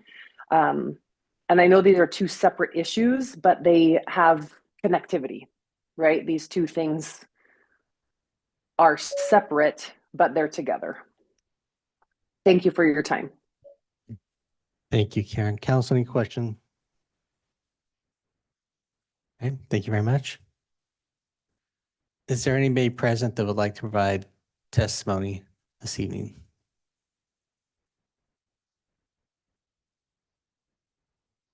Okay, then I invite the applicant to come forward to close. Thank you, Mr. Mayor, members of council. Again, Ben Semple with Rodney Evans and Partners, 1450 West Bannock Street. Yeah, so to address some of the comments, yeah, I just assumed that Robin was the president. I get that she's the representative that's here. I appreciated the conversation before the hearing, so I apologize for mislabeling you. So looking at some of the comments here, so the amenities that we're proposing, I want to go back to our amenity plan here. It's not really representative here. I mean, a typical development of this size would be required to do 4 amenity points. What that looks like is a tot lot gets you, I think, 1 point, bike repair station is a point, multi-use pathway, depending on the length, is a point. And, if you'd put a picnic area is 4 points. So we have 2 picnic areas, one of which is in phase 1. Actually, everything other than one other picnic area is in phase 1. So we have our 950 linear feet of multi-use pathway. We've located that based on the City of Meridian's pathway plan. We were told where to connect our pathway. If that's gated or blocked at the Woodbridge, I guess, property line there on the west, that's kind of news to us because we were, again, told to connect our pathway there.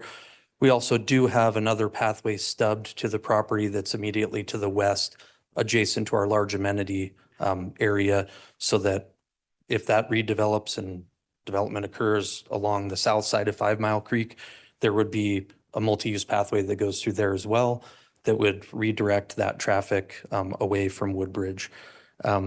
We are not proposing that any residents of this property or this project use Woodbridge's amenities.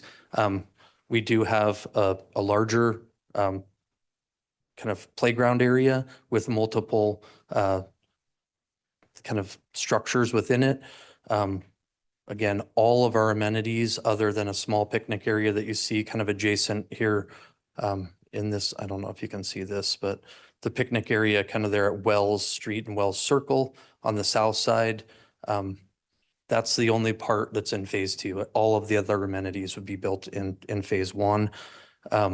The dog waste station and the bike repair stations are located along those multi-use pathways. So people walking their pets or riding a bike would have access directly to those if they needed to use them.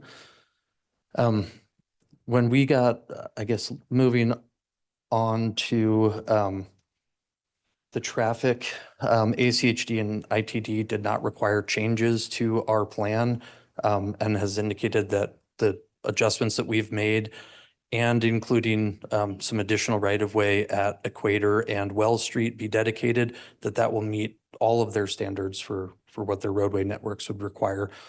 I got a text message from KB Homes. They were listening in and they indicated that the fence line can stay where it is if that is better for those neighbors. We have remained as is on our plans because we don't ever want to propose removing somebody's fence with our proposal. If the neighbors, if it was off the property line and we wanted to move it back to the property line, we could do that. If there's an adverse possession process that has been undergone where that property line has been moved, that's great. I think KB, again, has indicated that if that's where the rear property line is, they'll hold that fence line. That's not a problem for them. a lot of these changes that we're talking about, or these additions, were kind of in response to staff questions and some stuff that we needed to kind of pull together here regarding a staff report from ACHD. You know, some of those additional items that came through to us sort of last minute as well. So we were working real hard to get these plans turned around as quickly as we possibly could. Phase one has, other than having more amenities and the east-west collector roadway added to it, the north side of 5 Mile Creek has remained unchanged, other than, I guess, also we aligned the property lines with the neighbors to the west, which was a request from those neighbors.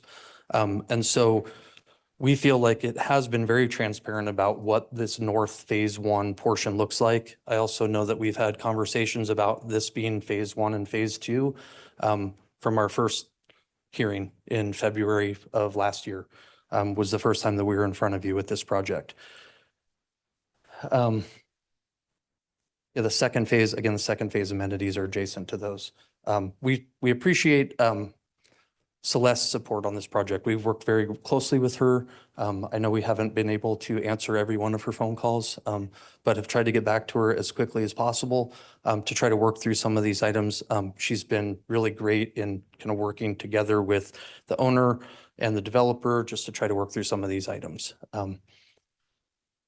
I just want to highlight, there's a lot of conversations about the amenities. We have a lot of amenities in here. I think that this, 5 Mile Creek presents an opportunity for a really nice, natural kind of walking active area. There's also some other active areas, open lawn spaces for kids to play areas for the adults to sit and spend time with their friends and neighbors and their kids while they play as well.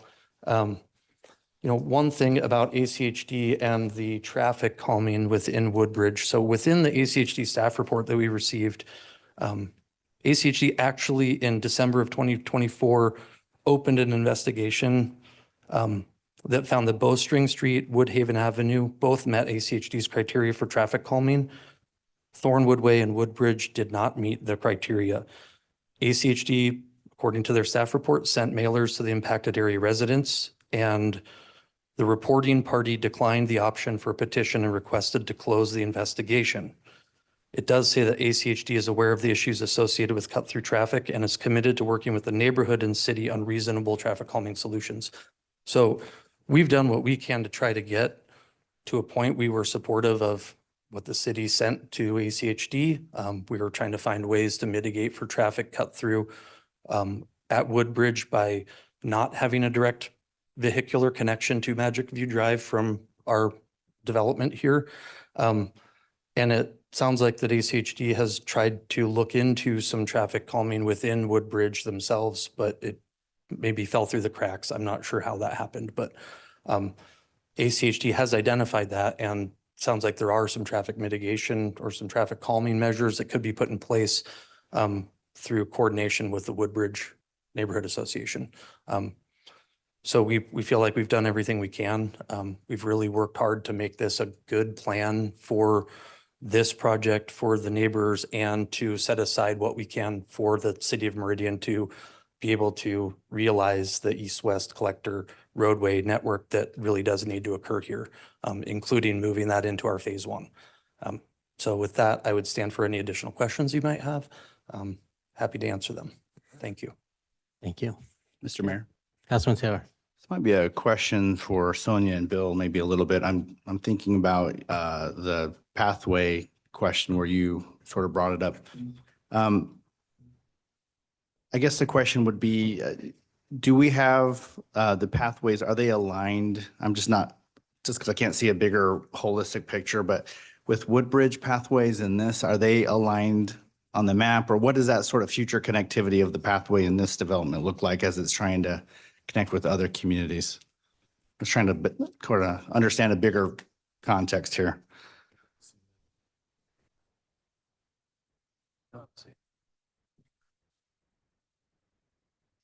Mayor, members of the council, happy to at least shine some light on that particular topic. I think all of you are aware we do have a master pathways plan, and we do identify those on our GIS mapping system. So in this particular case, it is identified that it would run along the 5 Mile Creek in this particular area, And then along the southern boundary of Woodbridge is an irrigation facility or dirt road currently today.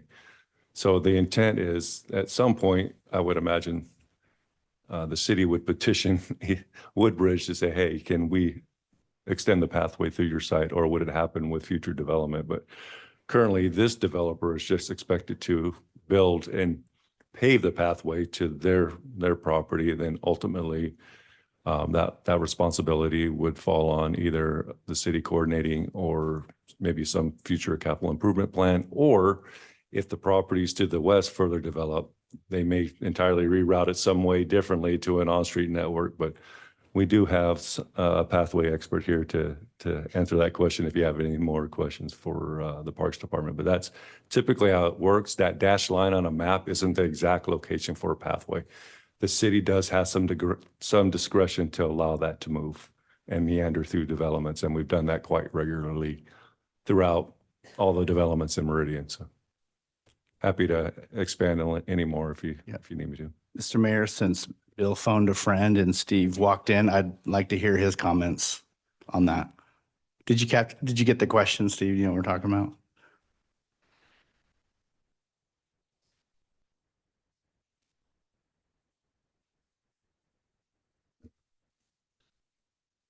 I think the question was, are these, is the location of their pathway designed to connect to where the plan envisions? The short answer is yes, this is exactly what we would want. So that's kind of the short answer. I could, I'm going to use the mouse. What's important to me is to see that it connects both at this location and this location. So the stubs in those two spots are a good thing. The pathway through Woodbridge does follow the 5 Mile Creek. There currently is no pathway that connects up through this easement, which I think is a water and sewer easement. Our plan doesn't show, it shows it in that location, but it was never conditioned there. There is a condition on the Woodbridge pathway that it needs to be open to the public when it connects to the larger system. So the two ways that could happen is, one, if we can work with Woodbridge and get it there, that would connect. If that doesn't happen, then when these properties eventually annex, it could continue following the route along 5 Mile Creek and connect to this stub location. So what they have provided gives us the two options that we need to connect it in the future, and I'll stand for any questions. Mr. Mayor. Councilman Taylor. I just kind of guess a quick follow-up. I think it's a valid concern when there's proposals and it seems like a phantom, you stick in a pathway and where does it connect to? We know that the plan is that those will continue to connect on. So you're satisfied that with the current proposal, the future connectivity is going to be where we are going to probably need it. And you're not concerned about having these island or orphaned pathways in the middle of this development? No, I'm not.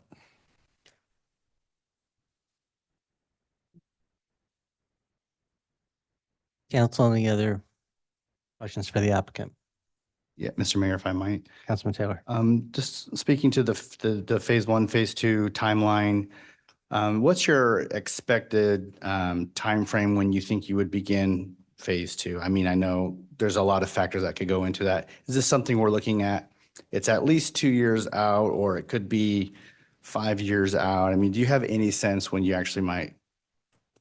Maybe it's driven by market conditions, but Mr. Mayor. could you speak to that? Yeah, Councilmember Taylor. Yeah, I mean, I think the short answer is it's kind of market driven. I know that phase 1, we have people on board ready to go on this portion. So, but it's pretty extensive with that collector roadway construction south of 5 Mile Creek. I couldn't commit to a timeline. I could bring my developer client up here to see if he has a better idea. I think it's probably a 2 to 3 year before phase 2 starts.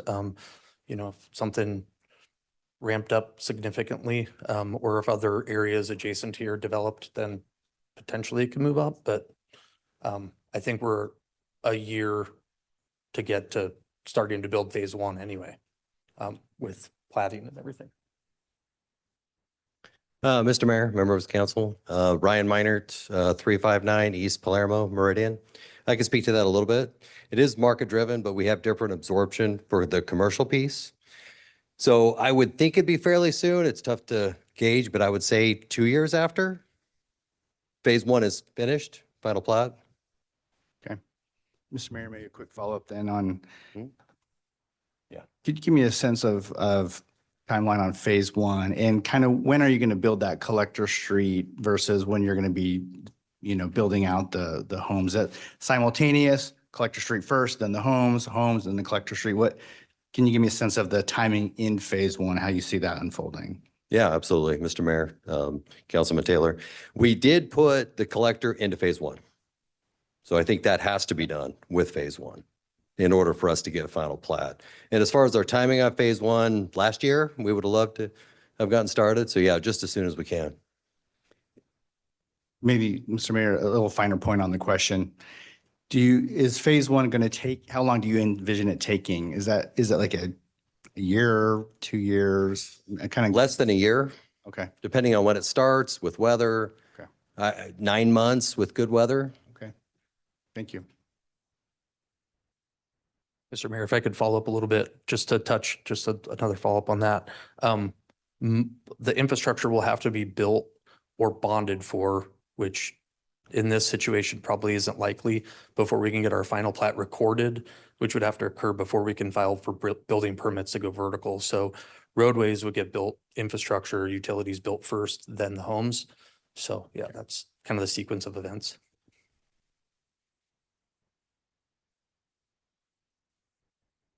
Council, additional questions for the applicant? Okay, thank you very much. Thank you.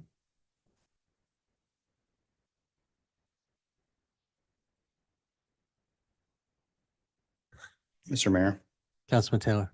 I know we probably need some discussion on this, but we've had this public hearing open for quite a while. I think we've considered quite a bit. So I would be prepared to close the public hearing to move to discussion unless council members have any other questions that they'd like to ask anybody here, just so we can move this process along.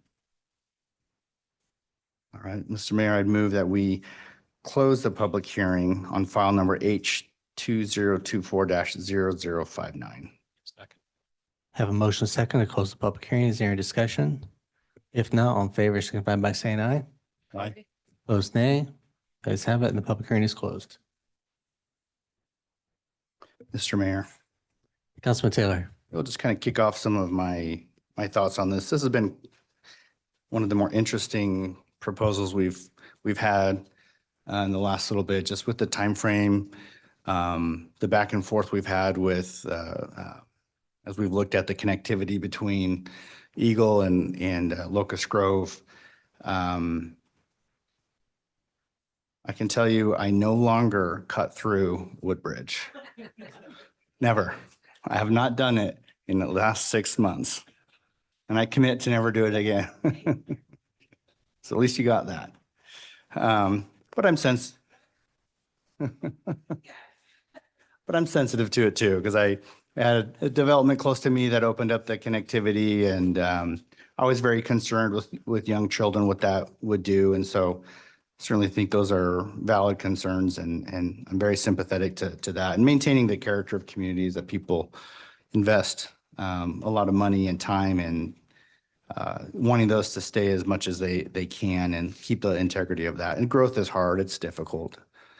I get that, and I definitely respect that. What's interesting to me as I kind of look at this, it has to get worse before it gets better, kind of. I mean, I think we know we have a real big connectivity problem through this area. We know that a lot has to happen to build a road infrastructure through there to take the pressure off the Woodbridge community. And even with the if this proposal or this application is approved and some of this infrastructure is put in place, we still have a long way to go with all those county parcels south of Woodbridge to kind of build that connectivity. So this is a very challenging part of town, and it's a very large infill piece is how I kind of look at it. And I can only imagine, Celeste, how many meetings you've gone through and how many different versions you've seen. It'd be kind of interesting to know how many hours you've spent sitting through meetings, and you probably don't want to know the answer to that question a lot of your life, but I appreciate your comments. I do think that the applicant has done their best to accommodate the city's demands of it in terms of trying to find a pathway forward here. We don't set aside money to build roads. ACHD barely has enough money to hit our top 3 or 4 priorities that we have as a city. And if you look at our spreadsheet, there's 60, 70, 80 projects on it, and we get 3 or 4 or 5 a year, maybe. So some of these challenges are really, really hard. And that's why development helps to pay for growth. We can't pay for that infrastructure and then let the development come. We have to rely on our partners to help us to build that out. So in many respects, I look at this and see the only way we're going to fix this problem long-term is to figure out a way to put that infrastructure in place, which is why I started out with the sense of the statement of it might get worse before it gets better, but it will get better at some point. I appreciate the comments on the pathways. Steve, thanks for coming down and clarifying. I was kind of concerned about that.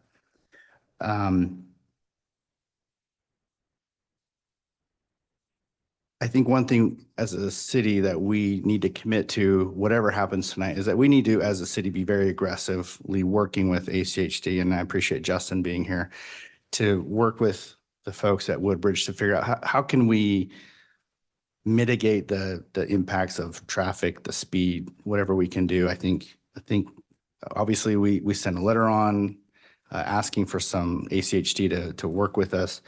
I know there are good partners, and so whatever the result is tonight, I hope that we can be very aggressively working with ACHD to figure out better solutions and not just to leave it alone and ignore it and pretend it will go away, because it's not going to go away. I think we need to be aggressively working on it. But I think I'm supportive of this application with a lot of reservations, but agreeing that this is probably the best way to move it ahead to get the solution that we've been looking for a long time. Years before I even came on council, this city's been trying to solve it. I don't want to continue to kick the can down the road, because if we do, we're just not going to solve the issue that we have. The cut through traffic with Woodbridge will only continue to get worse as the value continues to grow.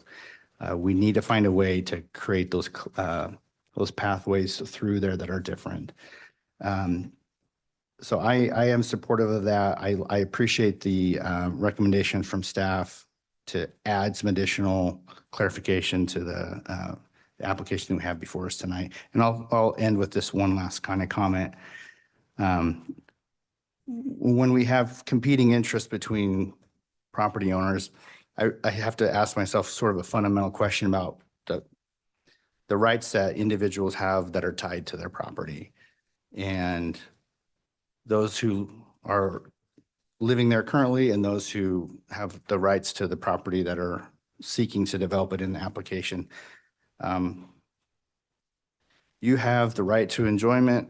You have the right to develop it. There's legal rights associated with owning property, and we have to respect that as council. And when an application comes before us and they meet the requirements that we've imposed as a city, it's hard for me to say no when they have the right to present this to the public, ask for consideration, and to develop that property. Those rights cannot supersede those of the neighbors to the east or the west or the north, but we have to be respectful of that. And so when we get into these really tough situations where we have these type of applications where there's a lot of concern about what it may be, we have to really understand what our role is in council, what I think is our legal role to be respectful of all the parties involved, but to understand while we can be objective, I think it's really important that we follow our own rules that we've set up as a council with zoning, land use or the land use map, everything that we have. If the applicant's following it, I feel like we have an obligation to work with that application. So sorry for kind of wandering. That's a longer response than I usually like to give, but this is a really challenging one, but I think we have an application in front of us I think will get us to where we want to go eventually. Thank you, Councilman Miller. I'm going to piggyback off of your comments just for 1 second, because I'm not going to be sky is falling, but the legislature passed some pretty interesting bills this year. They're going to become law in July. And this piece of property has been through this process many times. We've seen many different owners. We've seen many different costs. As a city, I don't know how we're going to apply those new bills that were passed, how they'll come forward. But they basically gave developments some carte blanche exceptions to build whatever they want, irregardless what this body or the residents think. I would say if I was the neighbors in this area, this is a great place to be at today compared to what you could see if this did not move forward with maybe another owner in 6 months and not knowing what the city could or couldn't have any say about this. Because it meets the criteria for what the new law is allowed for developments as small as 1,500 square feet per lot, and with no limitations that appear to be there from the city's perspective. So it's been many years to get to this place, but I think that if we can come out with a victory for everybody, this as close as we can get for start one. But unfortunately, come 6 months from now, I can't say what the next piece of property might try to look like under the laws, new state laws. But this is one of the larger pieces that applies to. I don't know how many are over 4 acres. That's the magic thing. If it's over 4 acres, there's a lot of things that they can do with limits on what cities can and can't do. And he's, his sense. And good developers are not going to say that's not what they're going to want to do. But if people don't see an opportunity to get a good development through the process, I'm more fearful about who will buy it, and they won't go through the good development process. They'll come in with what they're legally allowed to put in and stuff. So I'm glad that we've been able to work collectively as far as we can to this point. But this is one of those parcels that's gone through so many people's hands. If it doesn't move forward, I'm be more fearful about what comes next.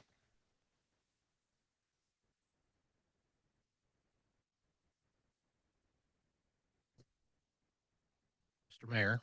Councilman Whitlock. First, let me just thank those who come tonight and shared their thoughts. Those who've been here over the last 14 months and shared their thoughts. It's been a long process.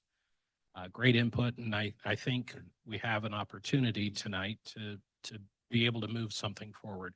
There's some comments made tonight that are just still ringing in my ears, and Robin made one of them. She said, "We're not there yet." So I'm hearing that, and then as Celeste was talking about that collector, she said, "We need it yesterday." I find myself sitting in this seat saying we're not there yet, but we needed it yesterday. So I've got this conflict here ringing in both of my ears. Councilwoman Strader is not here, but I think anytime we have an annexation request, she reminds us that this is our opportunity as a city and as a city council to get what's most important for that area, for that development, for that parcel. And I think we would all agree that what's important in this part of town is to get that collector street moving. Just to be honest with you, if we're doing true confessions, my wife and I went out to dinner and we plugged in the address of the restaurant, the new restaurant that we wanted to go through. And I found myself driving through Woodbridge. And I said, what the heck? So we've got to fix GPS. That's probably our next task. But candidly, I agree with that statement wholeheartedly that we need that collector in yesterday. And this is our opportunity. And I appreciate the fact that the applicant has moved that up into phase 1, that the laterals and all of the infrastructure will go in before we start to go vertical. And to me, that's significant and that's important. and it begins us down that path of ultimately finding a solution. I agree wholeheartedly with Councilman Taylor. It may have to get worse before it gets better, but I see this as an opportunity for it to get better. So we've asked a lot of the applicant, and I appreciate personally that you've addressed many of the concerns. I appreciate, I'm going to be candid though. I know it's been 6 weeks, and I get a little frustrated with the 11th hour materials being submitted and emailed, and during the workday, just like the residents having to go and find it and understand it. I get it. But we asked you to do it, and you worked hard to get it done and under the deadline. So I appreciate that. And I appreciate the willingness to meet the conditions that staff has recommended. So I think overall, even though I'm hearing we're not there yet in one ear, I'm probably leaning more towards we needed this yesterday, and we need to get a resolution to this and move forward.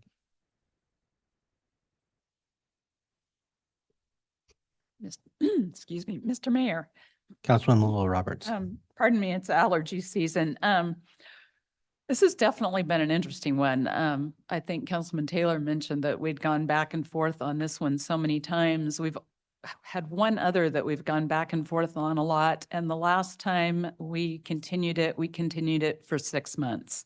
And I think with what the legislature has put forth in front of us, we do not want to do that on this one. The developer has been great. We have appreciated all the back and forth that has happened with the council, with the neighbors, and the things that we've got listed that seem to work for everyone. I know nothing is perfect, but it seems like just inch by inch, we have worked toward at least getting as close as we possibly can. I don't know that if we continued, we would get any further than where we are, which to me is a pretty good solution, especially getting that collector started and making a difference in that area. So I really feel like you'll continue to work with the neighbors, and I trust that that's going to happen as it moves forward. And so with that, I am supportive of where we are and moving forward tonight.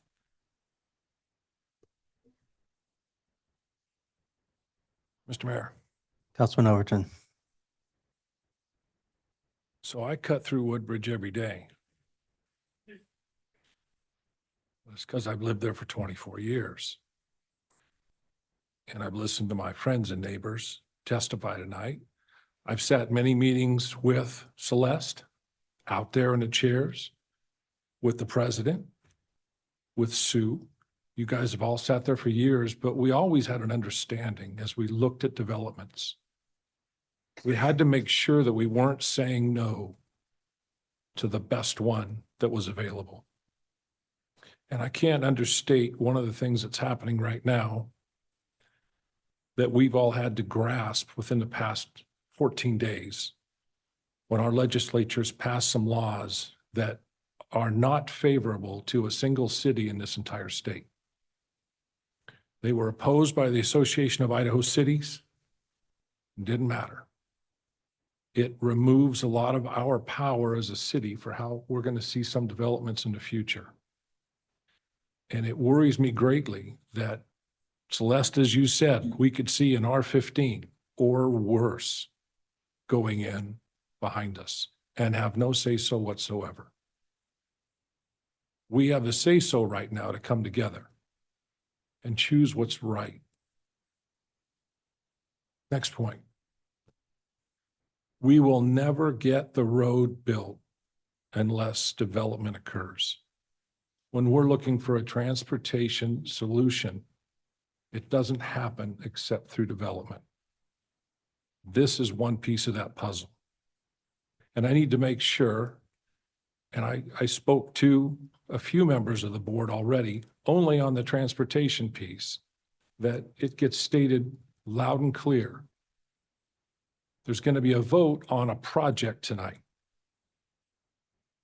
It does not end the ongoing journey to fix the transportation issues.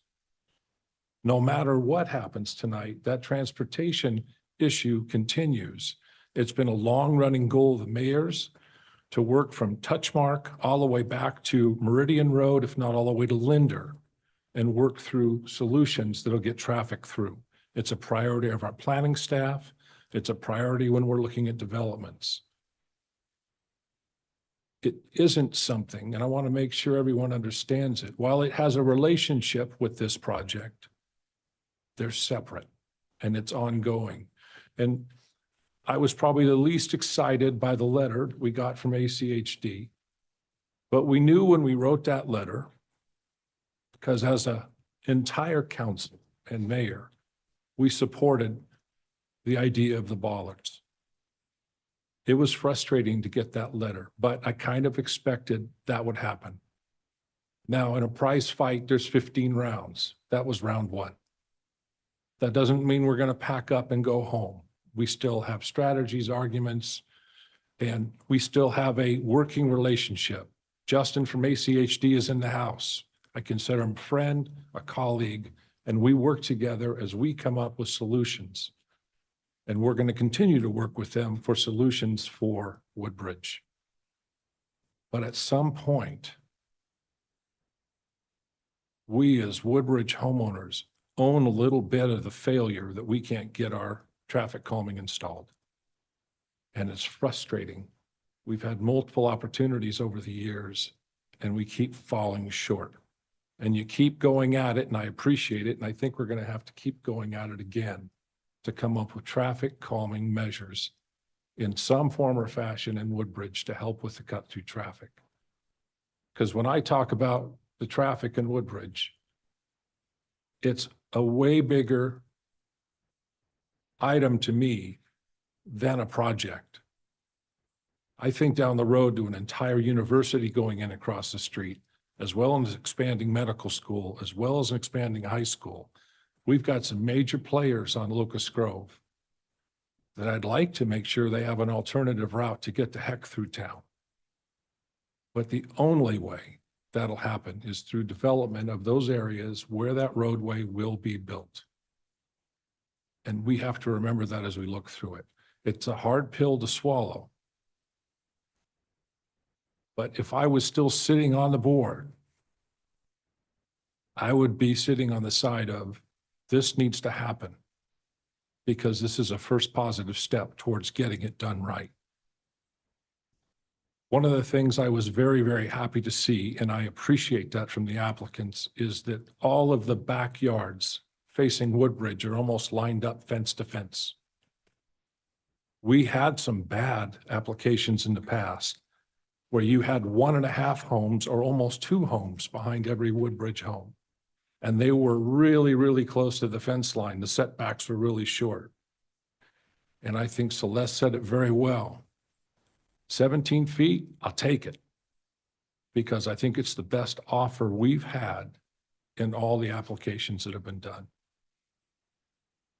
So it hurts me in some manners because I feel like I'm failing where I've called home.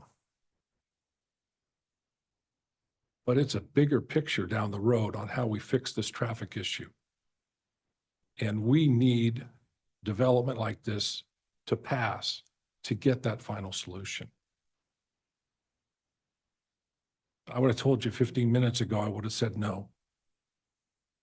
Because I want Mary Tammy DeVere's medical corridor. And I want everything behind us to be medical related, as we were told 20 years ago. But we can only do what development wants. And we haven't for those 24 years been able to get a medical corridor to snap up all those properties. I wish we could have.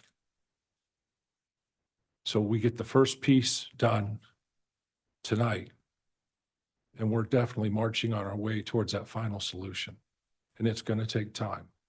But again, as I said, this is just one piece in a much bigger puzzle that doesn't go away. It's still on our board. It's still something we're working on with any of the developments in this area. So I'll be standing in support of this project.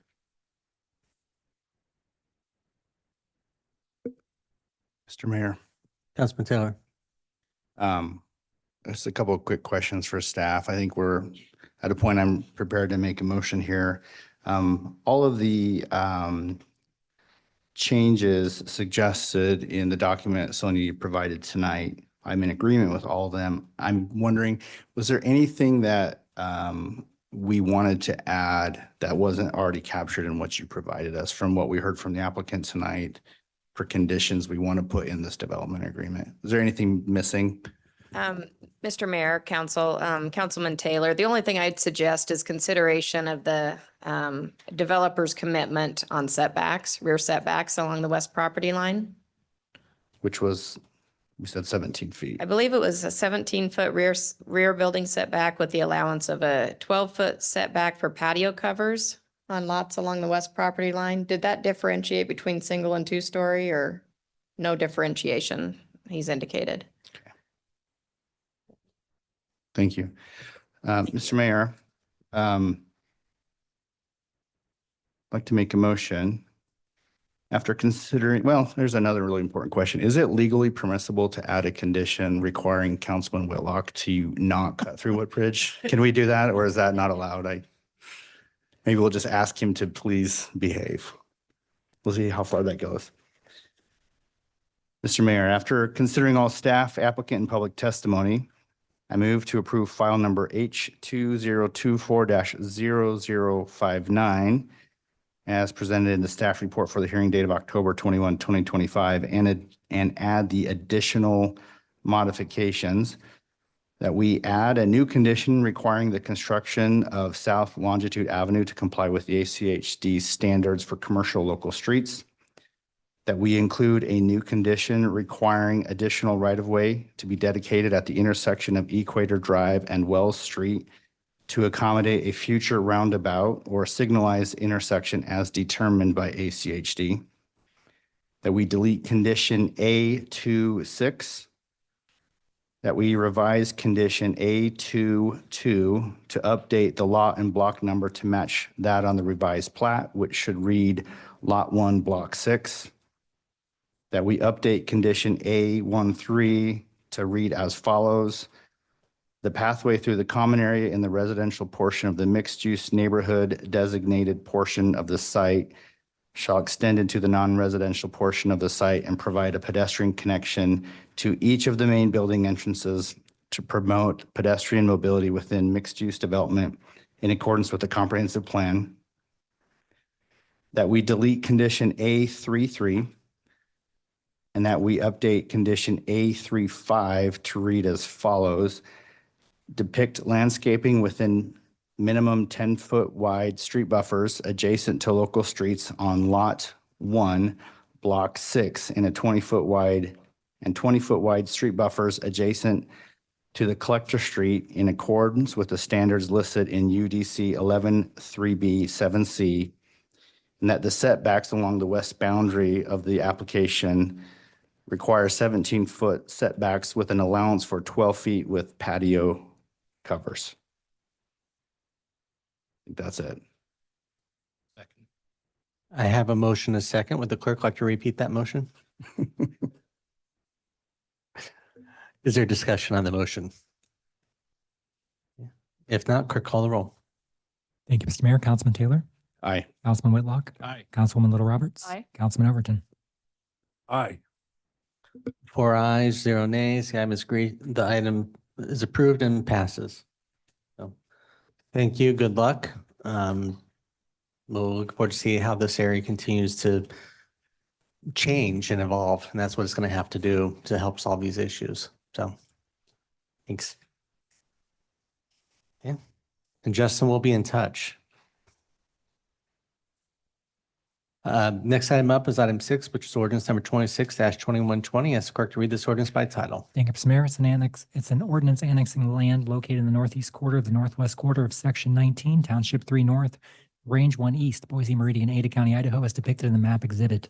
Rezoning 0.496 acres of such real property from R1 zoning district to the R4 zoning district, directing city staff to alter all applicable use and area maps as well as the official zoning maps and all official maps depicting the boundaries and the zoning districts of the city of Meridian in accordance with this City of Meridian in accordance with this ordinance, providing that copies of this ordinance shall be filed with the Ada County Assessor, the Ada County Treasurer, the Ada County Recorder, and the Idaho State Tax Commission as required by law, repealing conflicting ordinances and providing an effective date. Thank you. Council, you heard this ordinance read by title. Is there anybody that'd like it read in its entirety? If not, do I have a motion? Mr. Mayor, Councilman Taylor. move that we approve ordinance number 26-2120. I have a motion second to approve ordinance 26-2120. Is there discussion? If not, clerk call the roll. Thank you, Mr. Mayor. Taylor, Aye. Whitlock, Aye. Little Roberts. Aye. Overton. Aye. All ayes, motion carries and is agreed to. Next up is item number 7, which is ordinance number 26-2121. Ask the clerk to read this ordinance by title. Thank you, Mr. Mayor. This is an ordinance for rezone of land located in the southeast quarter of the southwest quarter of section 36, township 4 north, range 1 west, Boise Meridian, Ada County, Idaho, as depicted in the map exhibits, and rezoning 5.01 acres of land from the CC zoning district to the TNR zoning district in the Meridian City Code. Directing city staff to alter all applicable use and area maps, as well as the official zoning maps and all applicable official maps depicting the boundaries in the zoning district of the city of Meridian in accordance with this ordinance, providing that copies of this ordinance shall be filed with the Ada County Assessor, the Ada County Treasurer, the Ada County Recorder, and the Idaho State Tax Commission as required by law, and providing an effective date. Thank you. Council, you've heard this ordinance read by title. Is there anybody that would like it read in its entirety? If not, do I have a motion? Mr. Mayor, Councilman Taylor. I move that we approve ordinance number 26-2121. Second. I have a motion second to approve item 7, which is ordinance number 26-2121. Is there discussion on the motion? If not, clerk call the roll. Thank you, Mr. Mayor. Taylor, Aye. Whitlock, Aye. Little Roberts, Overton. Aye. All ayes, motion carries and is agreed to. Next item up is item 8, which is ordinance number 26-2122. Ask the clerk to read this ordinance by title. Thank you, Mr. Mayor. It's an ordinance for the rezone of land located in the southeast quarter of the northeast quarter of section 7, township 3 north, range 1 east, range 1 east, Boise Meridian, city of Meridian, Ada County, Idaho, as depicted in the map exhibit, rezoning 2.9 acres of land from the R4 zoning district to the R15 zoning district in the Meridian City Code. Directing city staff to alter all applicable use and area maps, as well as the official zoning maps and all applicable official maps depicting the boundaries and zoning districts of the city of Meridian in accordance with this ordinance. Providing that copies of this ordinance shall be filed with the Ada County Assessor, the Ada County Treasurer, the Ada County Recorder, and the Idaho State Tax Commission as required by law, and providing an effective date. Thank you, council. You've heard this ordinance read by title. Is there anybody that'd like it read in its entirety? If not, do I have a motion? Mr. Mayor, Councilman Taylor. I move that we approve ordinance number 26-2122. Second. Have a motion to approve item 8, which is ordinance number 26-2122. Is there discussion on the motion? If not, clerk call the roll. Thank you, Mr. Mayor. Taylor, Whitlock, Aye. Little Roberts, Overton. Aye. All ayes, motion carries and is agreed to. Council, anything under future meeting topics, or is there a motion to adjourn? Mr. Mayor, Councilman Overton. move that we adjourn. Second. Motion is second to adjourn. All in favor, signify by saying aye. Aye. Opposed, nay. The ayes have it. We are adjourned.